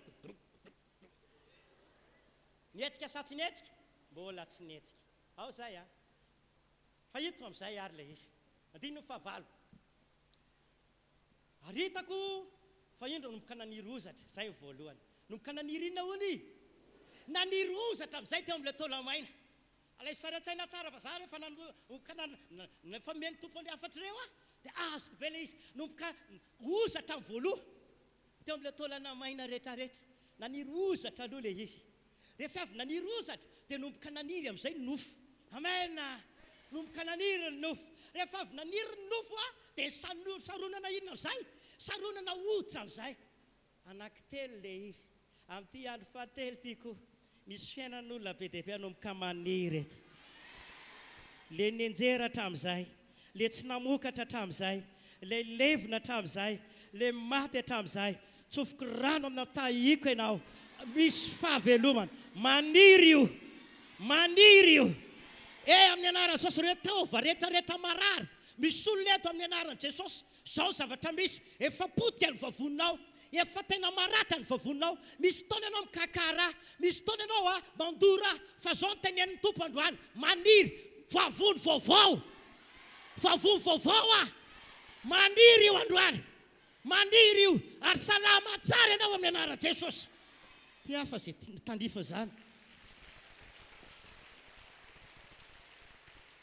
zavatra anankitelo nanomboka naniry voalohany ozatra faharoa nofo fahatelo inona hoditra inona ho nananonana taolamaina ozatra nofo oditra zavatra telo zany. Andro fahafiry isika androany? Andro fahatelo anko. Saronana oditra dia nofo ozatra amin'ny voalohany mampitambatra anazy. Nofo ny faharoa tao. Dia saronana oditra amin'izay ilay izy. Tamin'ny fotoana ilay mitambatra ilay taolamaina aloha fanatona ny namany azy mbola nampatahotra. Fa rehefa nanomboka naniry ozatra dia nofo dia oditra ilay izy mbola ohatrany manekay ihany. Hainao manekay ohatrany hoe tsara tarehy fa tsy mihetsika. Ampitafian'ny olona akanjo tsara be raha fa eto fotsiny, inona ary ty ohatran'ny manekay ity? Misy fiainan'olona be dia be amin'izao fotoana izao ohatra mitafy tsara ihany fa manekay tsy mihetsika mihitsy. Fa ahoana amin'izay ary nisy fahavelomana androany fahatelo. Ahoana ilay izy? Ozy ny 7 Ezekela 7:30 dia 7. Miazakazaka kely tsika. Tsy fantatro izay lera fa hijanona rehefa misy miteny mijanona. Tsy nihetsika, tsy velona, tsy naninona. Na dia efa mba naniry ozatra, naniry nofo, nitafiana oditra ilay taolamaina, mbola tsy velona ihany. Ao ve zany? Zavatra telo nefa tonga tao, fa tsy velona akory. Mbola ohatry ny teo ihany ny teo. Fa zavatra misy amin'izay dia naminany arak'izay efa nandiny ahy aho, ka dia nidira amin'ny fofinaina ireo, ka velona. Dia nijoro tamin'ny tongony izy, ary marobe dia marobe. Amin'ny anaran'i Jesosy, amin'ity andro fahatelo ity, efa naniry ny ozatra, efa naniry ny nofo, efa nitafiana oditra, fa nitondra fahavelomana, le fofinaina amin'izay, le fofinaina amin'izay. Amin'ny anaran'i Jesosy, hidiny eto izany fofinaina izany androany, hitondra fahavelomana ho izay manao amen mafy. Alleluia! Amen! Toy ny soratra masina, nitsangana ilay izy dia nivelona amin'izay. Amen. Alleluia. Ry havana, amin'ity seminaire telo andro ity dia tsy kisendrasendra fa tena avy amin'Andriamanitra ity iaho. Efa ningaiko ilay Amosa 7:7 dia mifafito hoe tsy manao n'Andriamanitra raha tsy miteny eny amin'ny Mosesy. Matoa Andriamanitra zany nampisy an'ity seminaire ity telo andro, tsy avy amin'ny mpanompon'Andriamanitra fa tena avy amin'Andriamanitra ilay izy. Telo andro ny seminaire. Zavatra telo no nikambana tamin'ilay taolana, fa nasiana fofinaina dia velona. Satria nisa telo dia nitondra fahavelomana. Amen. Nisa telo nitondra fahavelomana. Ohatra zao, ny Andriamanitra ivavahantsika dia antsoina hoe Andriamanitra telo izay ray. Ray, zanaka, fanamasina. Ozatra, nofo, oditra, ireny natafin'ny taolamaina, dia nasisy fofinaina dia velona. Dia seminaire-ntsika telo andro. Dia ny Andriamanitra ivavahantsika dia telo izay ray. Ray, zanaka, fanamasina. Exodus 3:7 dia mbola miteny Andriamanitra Abraham, Exodus 3:9. Andriamanitra Abraham, Andriamanitra Isaka, Andriamanitra Jakob. Fa manina mbola nankiteny foana ary ilay izy. Gaga, nonge Exodus 3:9. Dia hoy Andriamanitra, zany Andriamanitra nolaza dia Andriamanitra izy, Andriamanitra Abraham, Andriamanitra Isaka, ary Andriamanitra Jakob. Dia teo foana tonga saina, fa inona ary tena nankitelo ty foana ho ahy? Ozatra, nofo, oditra, ve? Ray, zanaka, fanamasina. Fa eto izy dia mbola miteny, zaho izy Andriamanitra, Andriamanitra Abraham, Andriamanitra Isaka, ary Andriamanitra Jakob. Dia hoy akio, Matthieu 7:20, 2:20 sy 3:20. Araka nareo ve ilay izy? Tsy manazava be intsony Matthieu 7:20, 2:20 sy 3:20. Ary raha nitoetra tany Galilea izy, Jesosy laza tamin'ny mpianany hoe ny zanako ilay fatolotra eo tanan'ny olona ka hovonoiny, nefa amin'ny andro fahatelo dia ninona? Hitsangana indray izy. Amin'ny andro fahatelo dia mbola mitsangana indray izy. Dika izay zany dia izao, misy karazana telo be dia be hitantsika teo. Nomboka tany amin'ny ozatra, nofo, oditra. Ao ve zany? Dia Jesosy koa raha niseho tamin'ny mpianatra ny fitsanganany tamin'ny Maty, Jaona 2:4. Jaona 2:4. Izany ny faniteliny sehoany Jesosy tamin'ny mpianatra rehefa nitsangana tamin'ny Maty izy. Taoriana fitsanganana Jesosy tamin'ny Maty, impiry niseho tamin'ny mpianatra izy? Intelo. Impiry? Intelo. Intelo niseho tamin'ny mpianatra taoriana fitsanganana tamin'ny Maty. Ry havana tonga eto amin'izao toerana izao. Amin'ity andro fahatelo ity koa, amin'ity toroteny fahatelo ity koa amin'ny anaran'i Jesosy ny tenenako androany fa zay tao anaty lohasaha mety feno taolana maina dia hoy aminao androany anomboka aniry ny ozatra aniry ny nofo hosaronana hoditra dia ho asiana fofinaina dia izy telo amin'izay anomboka hetsika dia andeha amin'izay noho izany misy fahavelomana tsy misy zavatra coïncidence zany eto tsy misy zavatra parazara zany eto tsy misy zavatra avy amin'ny émotion-ny olombelona zany eto fa teneniko aminao efa planifiain'Andriamanitra io fa androany anteny aminao tsy maintsy velona amin'ny fiainana maty rehetra.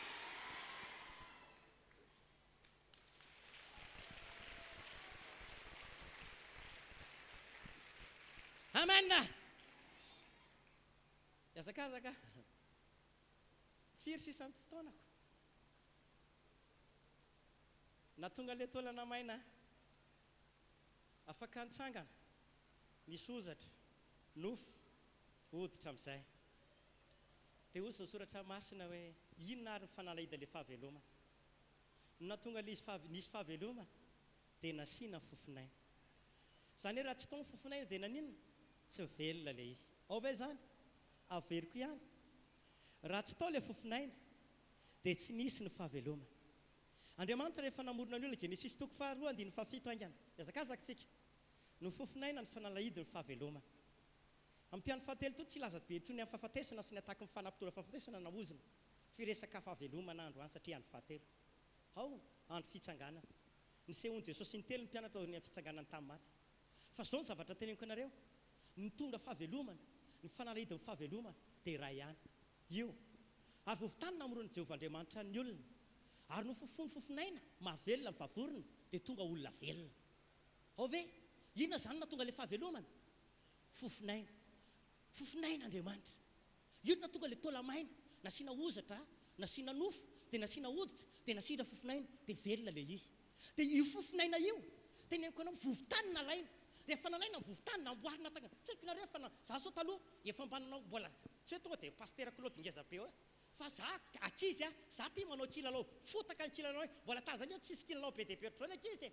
fa fotaka ny kilalao dia za tena ty manao sary olona be asiko anarana amin'izay i balita i bema fa balita sy bema tsy mihetsika ataoko sary olona kely le izy maka satria misy tambara dia miaraka ny dadabe ako makany tambara dia maka tany manga ako vitako sary olona tsara be mihitsy vitako postin'olona tsara balita tsy mihetsika bema tsy mihetsika nataoko ngezangeza bema nataoko bokiboky ny balita fa na boky ny nangeza tsy mihetsika mihitsy eo satria vovotany ao ve zany vovotany reo namboarina tamin'ny vovotany reo fa zavatra nampahery na dia vovotany ary reo tamin'ny fotoana nanomboka nasian'Andriamanitra fofinaina dia miteny aminao nanomboka velona ny fiavy amin'izay dia androany keo miteny aminao mety tsy mihetsika tsony ny fiainanao tahaka ny ataon'ny olona tahaka mivovoka mihitsy ianao tena ozy ianao tena kororoana tahaka mivovoka ianao fa amin'ny anaran'i Jesosy miditra le fofinaina androany miditra ny ety le fofinaina androany ary amin'ny anaran'i Jesosy Kristy izay maty hatramin'izay satria hiditra ny ety le fofinaina le herin'Andriamanitra lehibe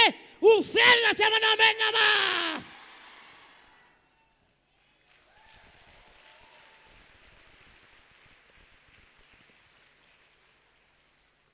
Le fofinaina dia le fanahin'Andriamanitra io no mitondra makany amin'ny fahavelomana mamelona ny tenanao mamelona ny ara-panahinao mamelona ny asa fanomponao mamelona ny finoanao mamelona ny fiainanao mamelona ny fandraranao mamelona ny ara-bolanao mahita olona ao anatin'ny roa volana le rava hatramin'izay le asa le volanao tsy azo hatramin'izay amin'ny anaran'i Jesosy ho be lavitra no azo anatin'ny roa volana ho be lavitra zao misy fahasalamana tsy hitanao hatramin'izay fa ao anatin'ny roa volana satria hety ny ato le fofinaina mahavelona mihoatra lavitra ny hatramin'izay no azonao izay manao amena mafy.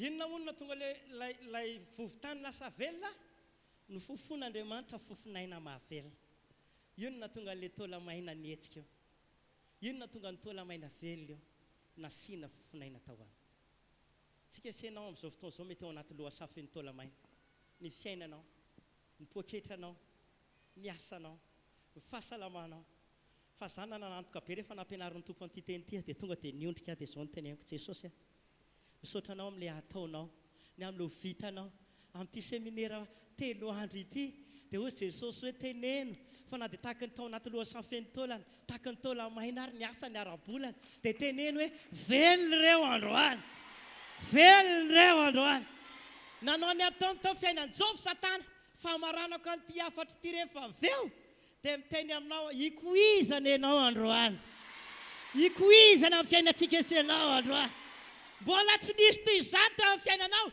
le mbola tsy hitany maso mbola tsy reniny sofina mbola tsy niditra tao-ponizana izy fa mianaran Jesosy ho tonga amin'izay ho tonga amin'izay ho azany halleloja asa matahotra ianao ny ranomasina tamin'izay ny alahielinao tamin'izay amin'ny anaran'i Jesosy tsy ho tsaroanao tsony rangahy zany tsy ho hitanao tsony rangahy zany amin'ny anaran'i Jesosy hosoloan'Andriamanitra fifaliana hosoloan'Andriamanitra voninahitra amen no tena nasian'Andriamanitra fofinaina dia ino no mitondra fahavelomana jereva tsika fofinaina mahavelona na mifanan'Andriamanitra vakina kely mpanjaka faharoa toko fahatelo ambin'ny folo izay andiny roapolo mpanjaka faharoa toko fahatelo ambin'ny folo andiny faharoapolo tena magaga ny tompo amen manomboka andiny telo ambin'ny folo ka hatramin'ny efatra ambin'ny folo azafady mpanjaka faharoa toko fahatelo ambin'ny folo andiny roapolo sy ny raika amby roapolo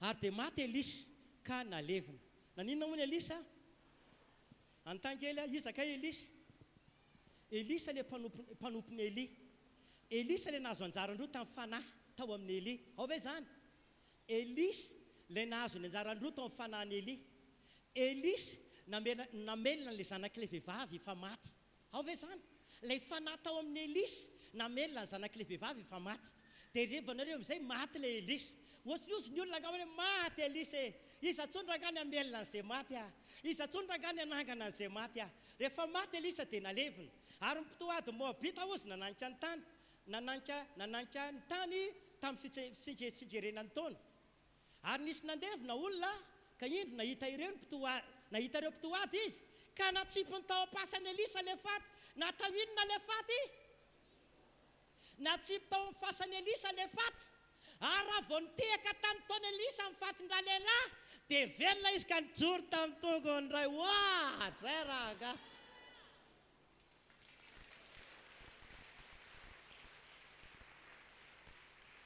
enjany zany manina zany tandreo sao dia zay dia hoany koa pastera faiza misy tena akaika tsy akantsony efa mamenatsika tamin'ny andro Pentecoste le izy hoe ao ve zany azabaiko ny tantara fofinaina ny mahavelona namelona an'ilay taolana maina ny fofinaina namelona ihany koa an'ilay vovoka ny vola vilaina lasa olombelona ny taolana maina fa teto indray misy mpanompon'Andriamanitra nahazo anjaran-droa tamin'ilay ositra tao amin'ny Eli izy dia maty Elisa ity dia jereva koa midika teny diema rehefa any an-trano rehefa maty Elisa le manana an'ilay ositra le manana an'ilay hery le nanana an'ilay fofinaina le manana an'ilay fanahy mahavelona maty Elisa dia nalevina tao am-pasana nisy ady be tamin'izany fotoana zany ny mpitoadiny Moabita nomboka niady rehefa niady izy ireo dia zao ny zavatra nitranga nisy olona dia andevina ao ve zany dia andevina izy ireo tsy haiko hoe mety efa levina ny ara-bolanao mety efa levina ny fahasalamanao mety efa levina ny tokantranonao mety efa levina ny asanao mety olona nianatra be manana diplôma firy ianao fa ohatra ny levina tsy mety mahita asa mihitsy dia hoy izy ianao inona ihany ary ty fandroany amin'ny teny aminao isy hery fofinain'Andriamanitra hipaka eo dia isy fahavelomana ho an'izay manao amainina mafy dia niala avany le mpandevina miaraka amin'ny vatapaty rehefa raikitra le ady dia inona nataony reto mpandevina reto natsipony saiko zay le hoe teny ankomina hoe tsika sendasendra le 3 andro nisy seminaire ity fa tena programme n'Andriamanitra satria naninona ty hafa ao an-tompany ianao aloha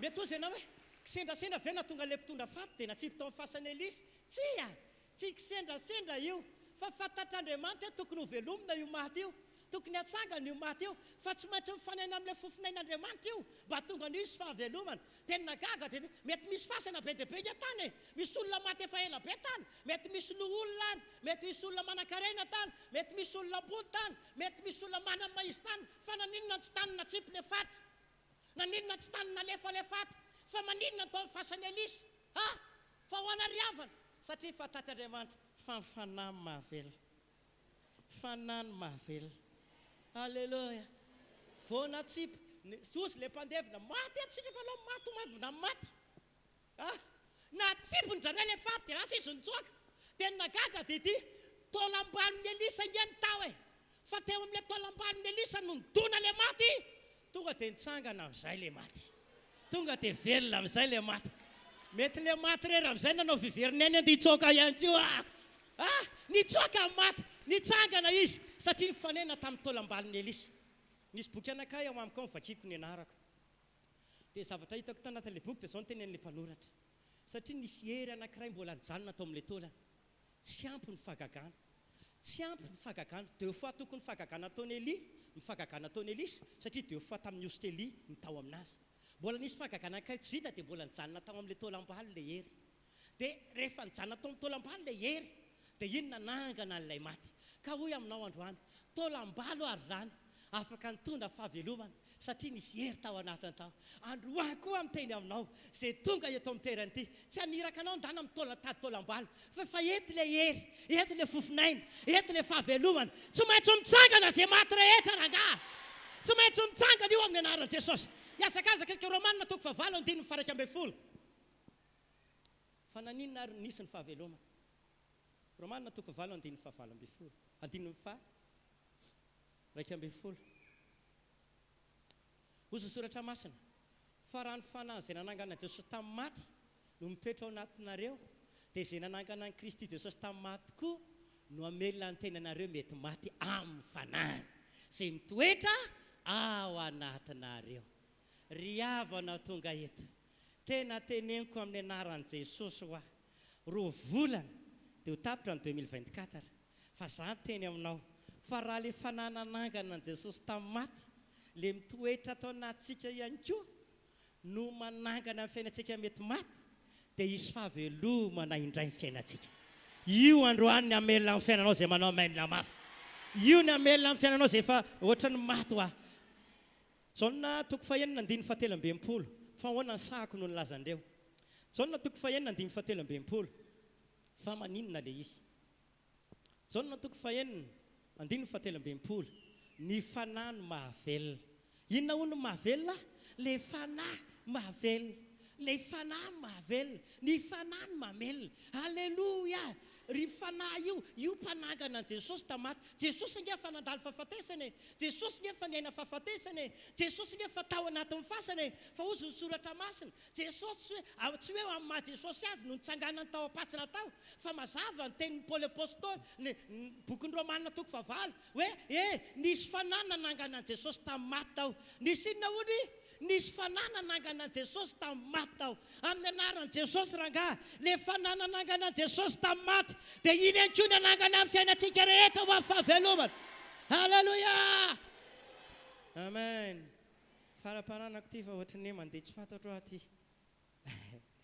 fa hoy amintsika tsika rehetrarehetra androany amin'ity toroteny fahatelo amin'ity andro fahatelo ity dia isy fofinaina ilatsaka eto ilay fofinain'Andriamanitra ilatsaka eto ilay herin'ny fahavelomana androany dia amin'ny anaran'i Jesosy ny tenenako ho velona daholo amin'izay ireo tany amin'ny loha-safy eny taolamaina misy fahavelomana amin'ny anaran'i Jesosy misy fahavelomana ho amin'ny anaran'i Jesosy Kristy Tompo halleloia amen ry havana tonga eto maty ny fiainan'i Joba rava ny fiainan'i Joba maty ny zanany maty ny biby fiompany fa nampaheriady izao Joba niankina tamin'Andriamanitra inona ozy ianao namaranako ny afatra dia ity vakitsika ny Joba 12 manomboka andininy 12 ka hatramin'ny andininy 17 tsy maninona andao taky DM mba vakitsika kely taovy DM raha misy Joba 12 andininy 12 ka hatramin'ny andininy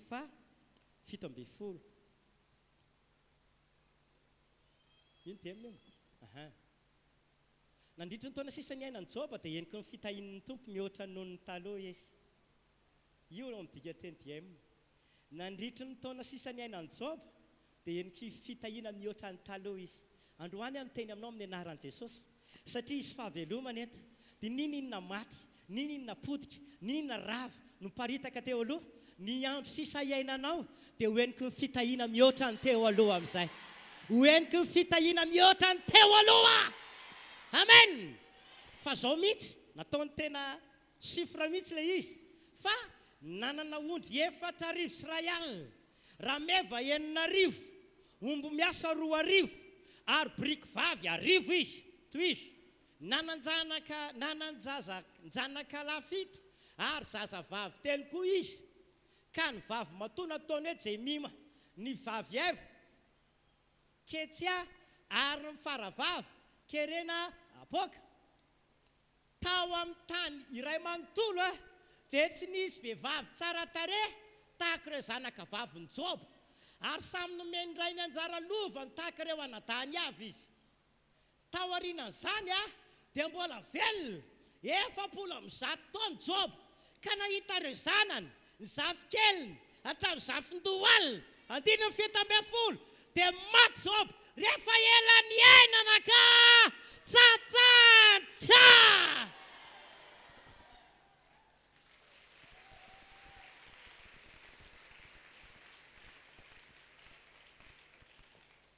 Faranako ny afatra dia izao. Tatsika, ekeko nandalo fatifatesana ny fiainanao teo aloha. Misy zavatra mety be niravan'ny Satana tahaka ny Job. Potika fiainana, maty ny biby fiompony, maty ny zanany rehetra. Nandalo fahafatesana izy no nitafiky Satana. Fa mampahery Job, toko 220, Job dia nifikitra tamin'Andriamanitra. Job dia tsy nanota tamin'Andriamanitra. Rehefa tsy niala tamin'Andriamanitra izy, dia izao voalazany soratra masina. Notahian'Andriamanitra mihoatra ny teo aloha, no velomin'Andriamanitra daholo izay maty rehetra. Mihoatra lavitra ny tany aloha. Ko amin'ny anaran'i Jesosy Kristy, alefako izao teny izao. Mihoatra lavitra ny teo aloha indray fahavelomana. Izy fahavelomana tsy takatra ny saina. Izay rava tany aloha hatsangana daholo. Izay lefina tany aloha mitsangana daholo. Amin'ny anaran'i Jesosy Kristy Tompo, hoela velona ny atsika, ho tsatsata ny atsika, ela iainana eto amin'ity tanteny atsika. Soapa toko 220 teneniko anefany. Tandremo sao dia manota. Izay ny amaranako azy. Tahiana ny atsika rehetra, ndo hitsangantsika. Andray ilay fofinaina mavelantsika androany. Tena isy fahavelomana eto. Apitako aminao izao hery izao. Jesosy eo misaotra anao ahako. Makasitraka anao ny amin'ny teninao. Tsy avamiko izao teny izao fa avaminao. Tsy kisendasendra ny andro fahatelo. Tsy kisendasendra ny 3 andro. Tsy kisendasendra ny koa ny 3 andro seminaire. Tsy kisendasendra ny atoro-teny fahatelo. Tsy kisendasendra na ny ozatra sy ny nofo ary ny hoditra. Fa izany dia planin'Andriamanitra. Ilay Andriamanitra ray zanaka fanahy masina. Ilay Andriamanitra Abrahama, Isaka ary Jakoba. Ilay Andriamanitra telo izay iray. Miasa amin'ny isa telo ianao androany. Amin'ny anaran'i Jesosy Kristy Tompo. Misy fahavelomana eto. Misy fahavelomana eto. Misy fahavelomana eto. Atsangano ny tananao anankiroa amin'izao fotoana izao. Atsangano ny tananao anankiroa. Ianao izay efa mihevitra hoe tahaka nisy fahafatesana, nisy fampitery, nisy faharavana tahaka ny fiainan'i Job. Amin'ny anaran'i Jesosy ny tenenako. Fa isy fofinaina, isy ilay fanan'Andriamanitra midiny eto androany. Isy ilay fanan'Andriamanitra midiny eto androany. Ary amin'ny anaran'i Jesosy hidiny eto ny herin'ny fahavelomana. Hidiny eto ny herin'ny fahavelomana ao ah. Vavao ny fanahy. Vavao ny fanahy. Vavao ny fanahy ianao. Vavao ny fanahy ah. Vavao ny fanahy fanahy mavelona. Vavao ny fanahy fa ny fanahy mavelona. Fanahy mavelona. Vavao ny fanahy. Vavao ny fanahy. Ho anareo ohatra anao. Mimanana amin'ny fahavelomana. Mimanana amin'ny fahavelomana. Mimanana amin'ny fahavelomana. Mimanana amin'ny fahavelomana.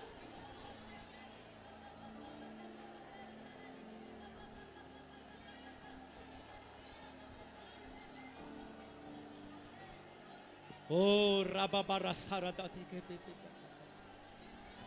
Sotra Jesosy ah. Sotra anao ah. Anginy sika rehetra. Hoy Andriamanitra tamin'ilay mpaminany. Maminariry zanak'olona ny amin'ny fofinaina mba ho velona ireo taolan'ireo.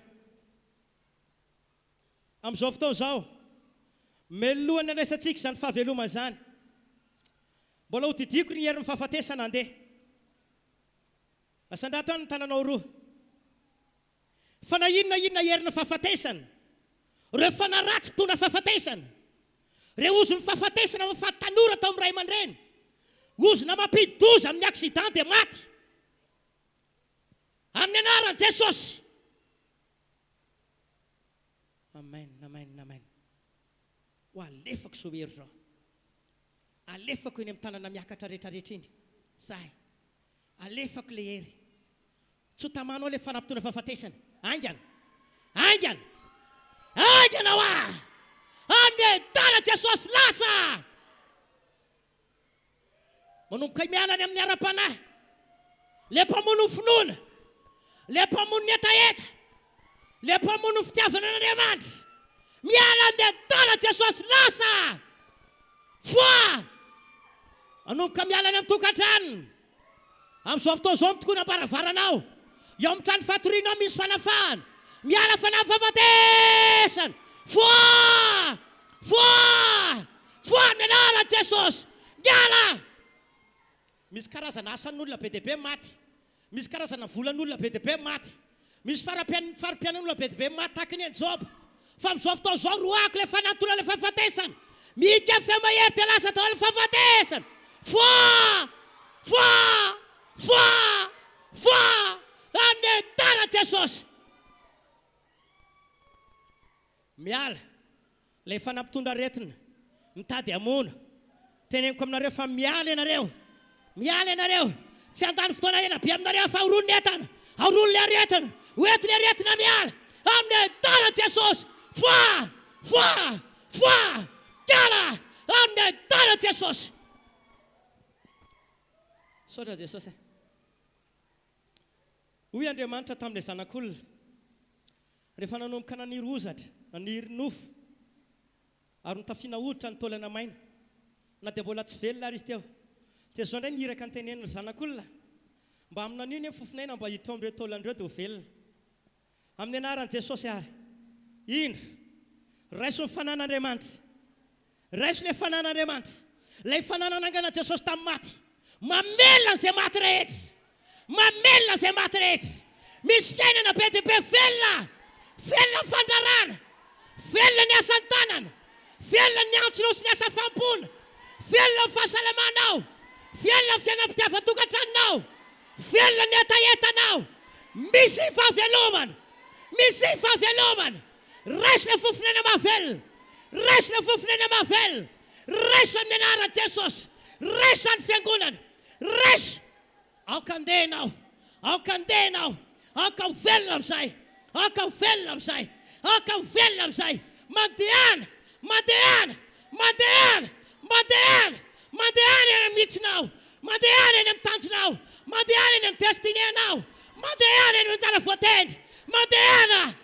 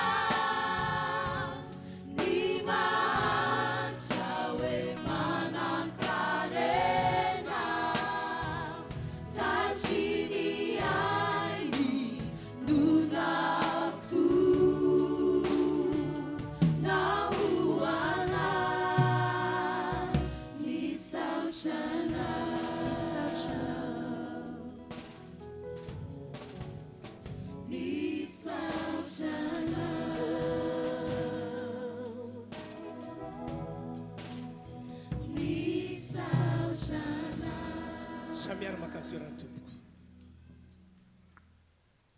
andeo sika rehetra amin'izao fotoana zao a hitondra ny fanatitra arak'izay fa nomanitsika ho an'ny tompo eo ny ampafolokarena toerana ety aloha ity ny boaty asiana azy eo ihany koa ny fanaovana antsika ny émission radio télévision dia aveo moa toy ny fanao mazatra tatazan'ireo namana eny toerana fanatitra fanaontsika isika ny fitoam-pivavahana toy izao dia azadino a fandroany no amerantsika lay valopy raky-dehibe asiantsika fasiranjara le valopy a izay nomenantsika iny isam-bola antsika mamerina azy iny a aoka ianao anefa izany amin'ny fonao rehetra mbola alao hira anankiray isika dia mahazo mandroso isika rehetra tompoko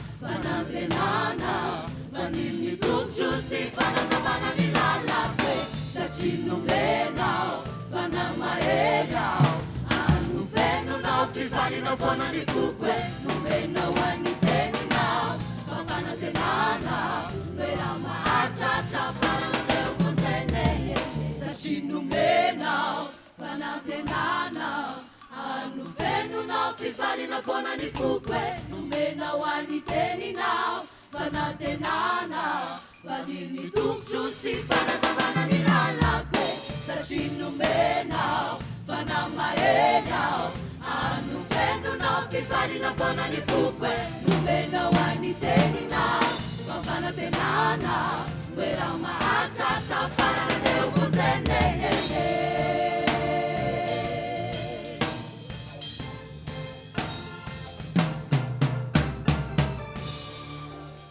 daotsika te hatanana mafy an' jesosy. Alleluia, alleluia. Dia hitatazana ny rakidehibe a tonga dia mandroso malaky tsika mamerina ny fanatitra izay fanaontsika hatramin'izay a fa iroso amin'ny rakidehibe tsika satria mandehibe ilay fotoana tsy mijanona intsony fa tonga dia mandroso ndahoarybolanao iranankiray isika tompoko.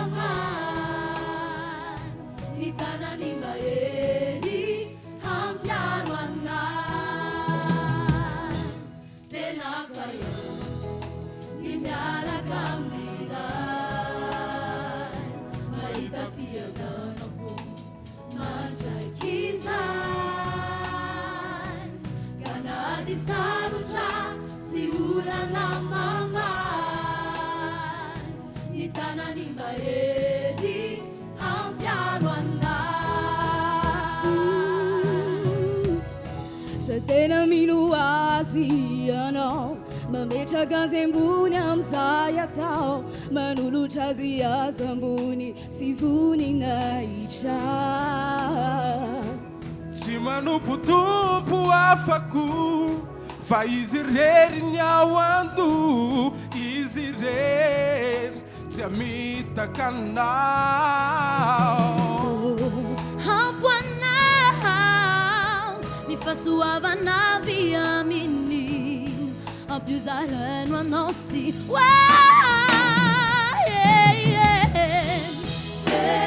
Jesosio tikulo chaiana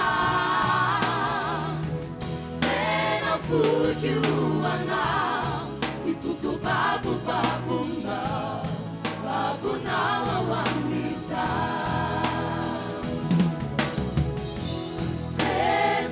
Jesosio tikulo chaiana tena fukiuana tifuku babu babuna babuna wawamisa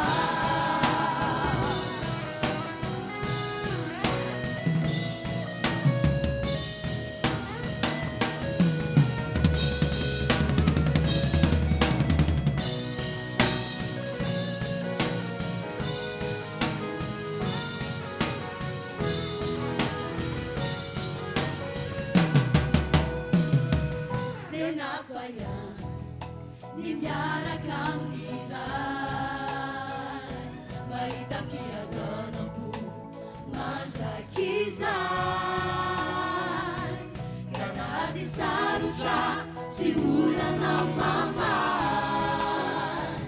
ny tanany mahery hampiaro aminay tena faiana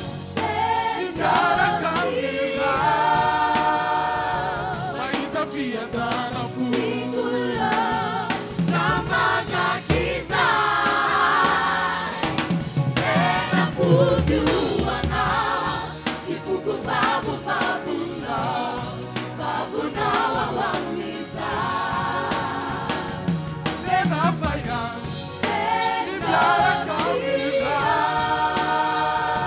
aitafiadanako Ikulo Samadakiza Tena fukuana Ifuku babuna Babuna wawamisa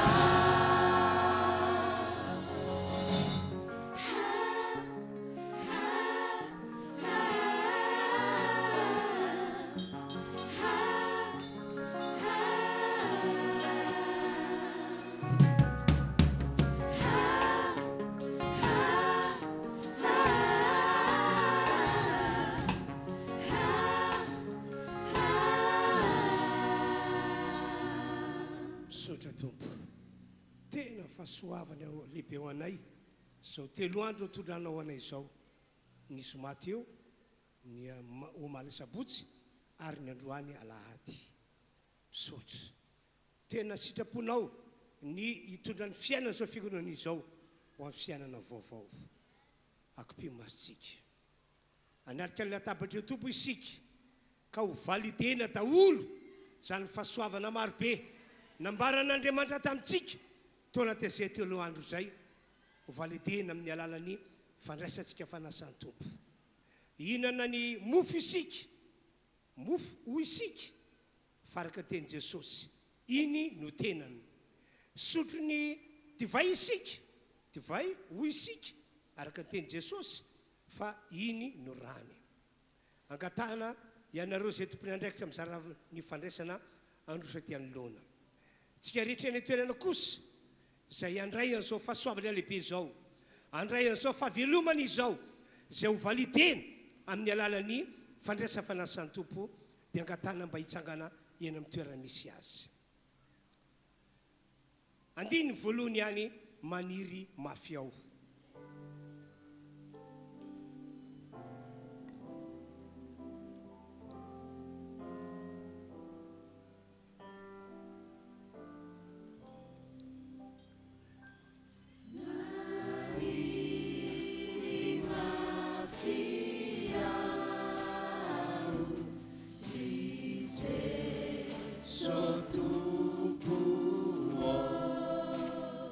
Masinao anaty zany zany oka mbola hitoy manarika ny seza fiandriana ny fahasoavan'Andriamanitra ianao ambafisy ny fahaloran-tenanao amin'ny alala zanira hiarantsika manao zany ary raiso amin'ny finoana ny mofo zay tena Jesosy ary ny divay zay rany Jesosy fandroany ho validena eto amin'ny alala zany fandraisany zany ireo teny rehetra nampitoran'Andriamanitra mpanompony taona tezay telo andro zay. Amen amen amen maginy isika andao hito hivavaka tsika rehetra tompoko.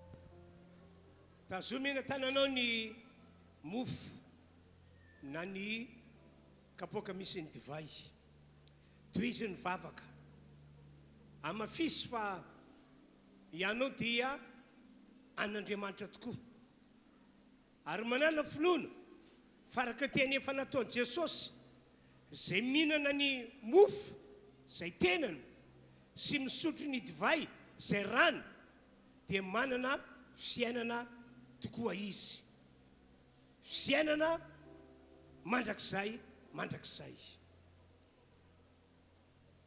Halleluja, halleluja.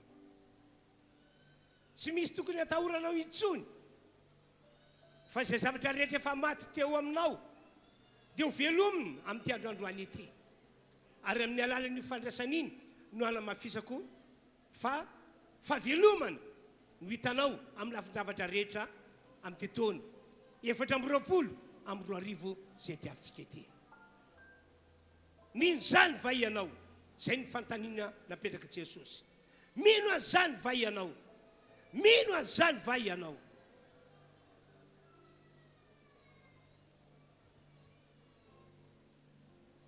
Halleluja,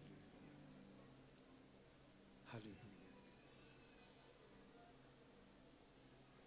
Ny rahan'i Jesosy iarahantsika rehetra manao zany iry zany amin'ny fontsika rehetra arahana finoana. Halleluja, ny rahan'i Jesosy.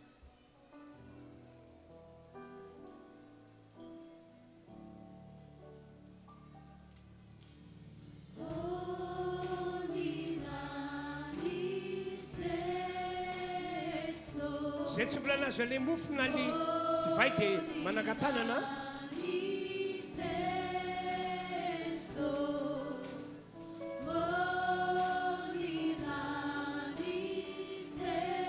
No manadio ahy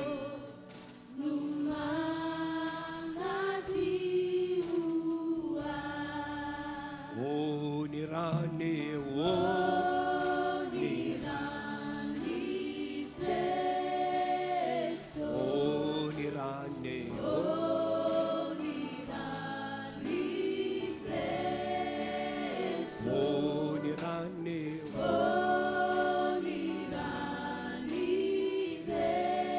mampandresy ahy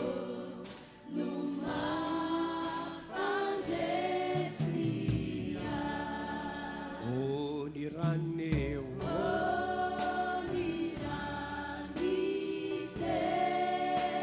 amen.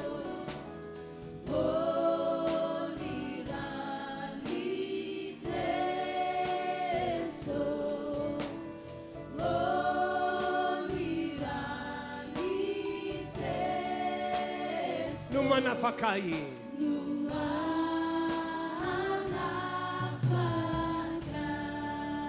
mangina isika rehetra ho an'izay tsy mbola nazo ny mofo na ny divay dia atsagan'ny tanana mba ho hitandroana mantsika izany. Ny ariana indrindrany zany mbola misy tsy nahazo, ny ariana indrindra. Misaotra Tompo, misaotra. Halleluja, halleluja, halleluja. Hony voalazan'ny Baiboly rehefa niona tamin'ireo mpianatra Jesosy dia nandray ny mofo izy dia nisaotra an'Andriamanitra rainy ary novakiny ilay mofo avy eo dia natolony ny mpianatra hoy izy, ity no tenako anareo, izao nataovy ho fahatsiarovanahy. Na oviana no mihina itony ianareo dia manambara ny amin'ny fahafatesako. Zay mihinana ny nofoko ho Jesosy dia ho velona izy, velona mandrakizay izy. Tompo, ety an-tananay ny mofo, ary androany raisinay fa iny tokoa ny tenanao araka ny teny fanambaranao taminay. Haninay zany mba ho velona izahay, haninay zany mba ho velona izahay. Ano ilay tenan'i Jesosy.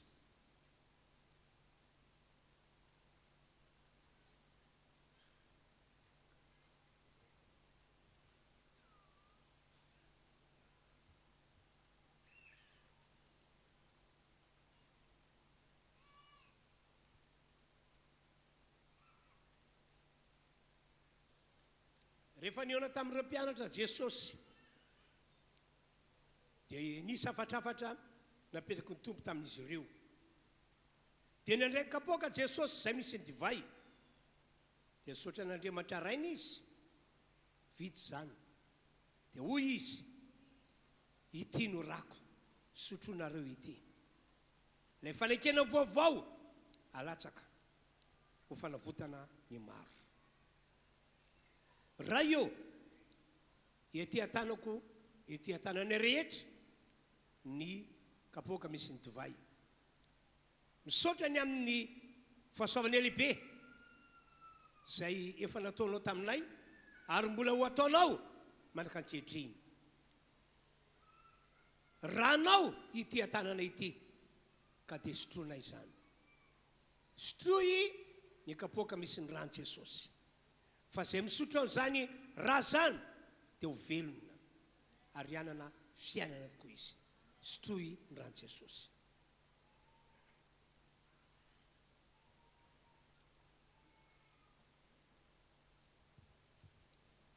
misaotra Andriamanitra lehibe ny fahasoavanao lehibe ny fahasoavanao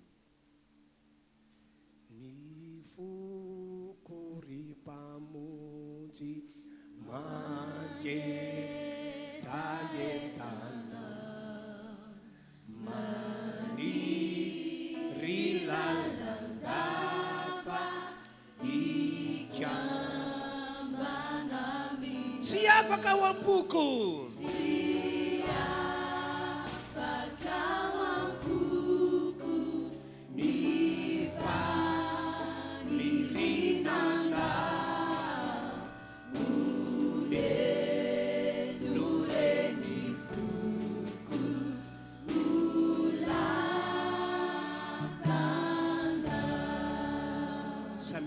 toerany isika rehetra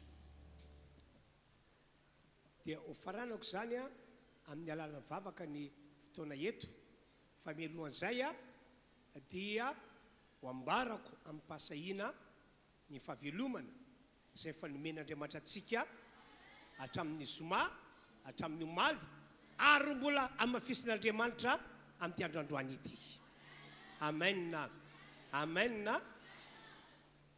apetrao fonao tananao amin'ny anaran'i Jesosy Kristy avy any Nazareta no ijoroko hitsanganako eto anatreny reto fiangonany reto sy ireo namana manaraka an'izao fotoana izao amin'ny alalan'ny fitalavitra rehefa fatesana nisy hatramin'izay teo amin'izao fiangonana izao dia foana amin'ny anaran'i Jesosy foana noho ny amin'ny Jesosy Kristy sy ny azo fijaliana ary noho ny amin'ny Jesosy Kristy sy ny rano nalatsaka teo ambony azo fijaliana foana izany tamin'ny alalan'ireo teny nampitorian'Andriamanitra ny mpanompony ary tononoko amin'ny anaran'i Jesosy ny fahavelomana indray no eo amin'ny tsiraray avy isam-batan'olona ny fahavelomana no hitoetra amin'ny rehetra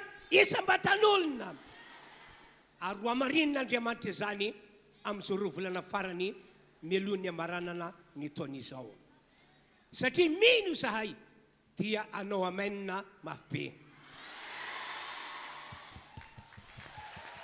halleluia misaotra anao Andriamanitra ny amin'ny fahasoavany lehibe nampombanao anay tamin'ity androandroany ity vita ny fotoam-pivavahana fidirana fantelo raha sitraponao dia hiditra ny fotoam-pivavahana fidirana fanefatra sy fahadimy izay nonay fa mbola misy zavatra maro be mbola tiana ho zaraina aminay ka zay amonjy an'izany dia tena atsapany famarinana zao teny ambarako izao izy misaotra tompo amen